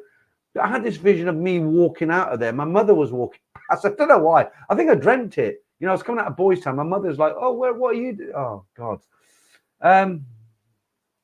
Yeah, I thought garlic kept vampires away. Yeah, well, she doesn't like garlic, neither do I. Right, Clive, good luck with vlog in the house, mate, tomorrow. Yeah, thanks, Clive. You don't know. They make all the right noises. Oh, it's a lovely house, nice area, well, neutral. Yeah. Oh, you'll be hearing from us again. Then you don't. Gary Cook, Vampire Girl is from Hartlepool. Yeah, I wish she was. I'll get in the car right now. Right, happy. Koh Samui sucks. It was sport years ago. No longer a paradise. I know where you're coming from with happy. Everywhere in Thailand is different. Okay, so if you went to, I've got a story coming out about a guy who was in Patong, Phuket in the 80s, and he describes that you could go into the bay and you could catch lobster in the bay from the beach sort of thing, you know. And of course now it's all polluted, so everywhere's changed. And I hear what you're saying, but the guy's question was actually like, is it worth going there for a visit? And of course he didn't tell me if he was young, old, single, so I tried to answer it in the best way I can. But you are absolutely right. It's not like it was years ago. I mean, years ago when I was there, and probably you as well, it was a bounty advert, wasn't it? You get on there, it was all palm trees, sand, lush, and they've probably got a McDonald's on there. I don't know.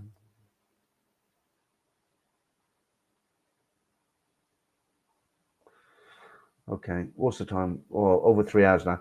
Guys, I think I'm there. Good luck, Peter, tomorrow. I hope you get a buyer, Clive Allen, yeah. Gemini Star, you can't be called a serious manga if you've never experienced ladyboys. No, I wouldn't agree with that one. I know guys who sort of, I know somebody who went on holiday for, Bob. I know somebody who went on holiday for about a month, and every day he kind of played tennis, if that makes sense, with tennis balls. Right, Yoss Travels. I'm hitting a few islands. Koh Samui. Yeah, go for it, Steve. Visit it. So it's good experience, honestly, mate. Honestly. Right, guys, I'm out of here. Thank you very much for joining me tonight. I've got a difficult day tomorrow. I'll try and get back on Sunday. There's no promises. I haven't done any thumbnails. I haven't got anything scheduled. I do like the Sunday streams. I like getting having a few beers with you guys. 3 hours and 8 minutes now. It's a long one, isn't it? But I can't go for 4 hours. Guys, I've changed the picture here tonight, a little bit sexy. So thanks for joining me tonight. Hang on, my TV's gone off here. I want to keep that on. Right, there we go. Thanks for joining me. I might be back on Sunday. For everybody who's put up with me tonight, who's still here, thanks, guys. Thanks for all the super chats. Thanks, Franco. I'm not going to forget it tonight. Thanks to the moderators who have been in here taking care of everybody. And good night. See you maybe Sunday, maybe Saturday. All right?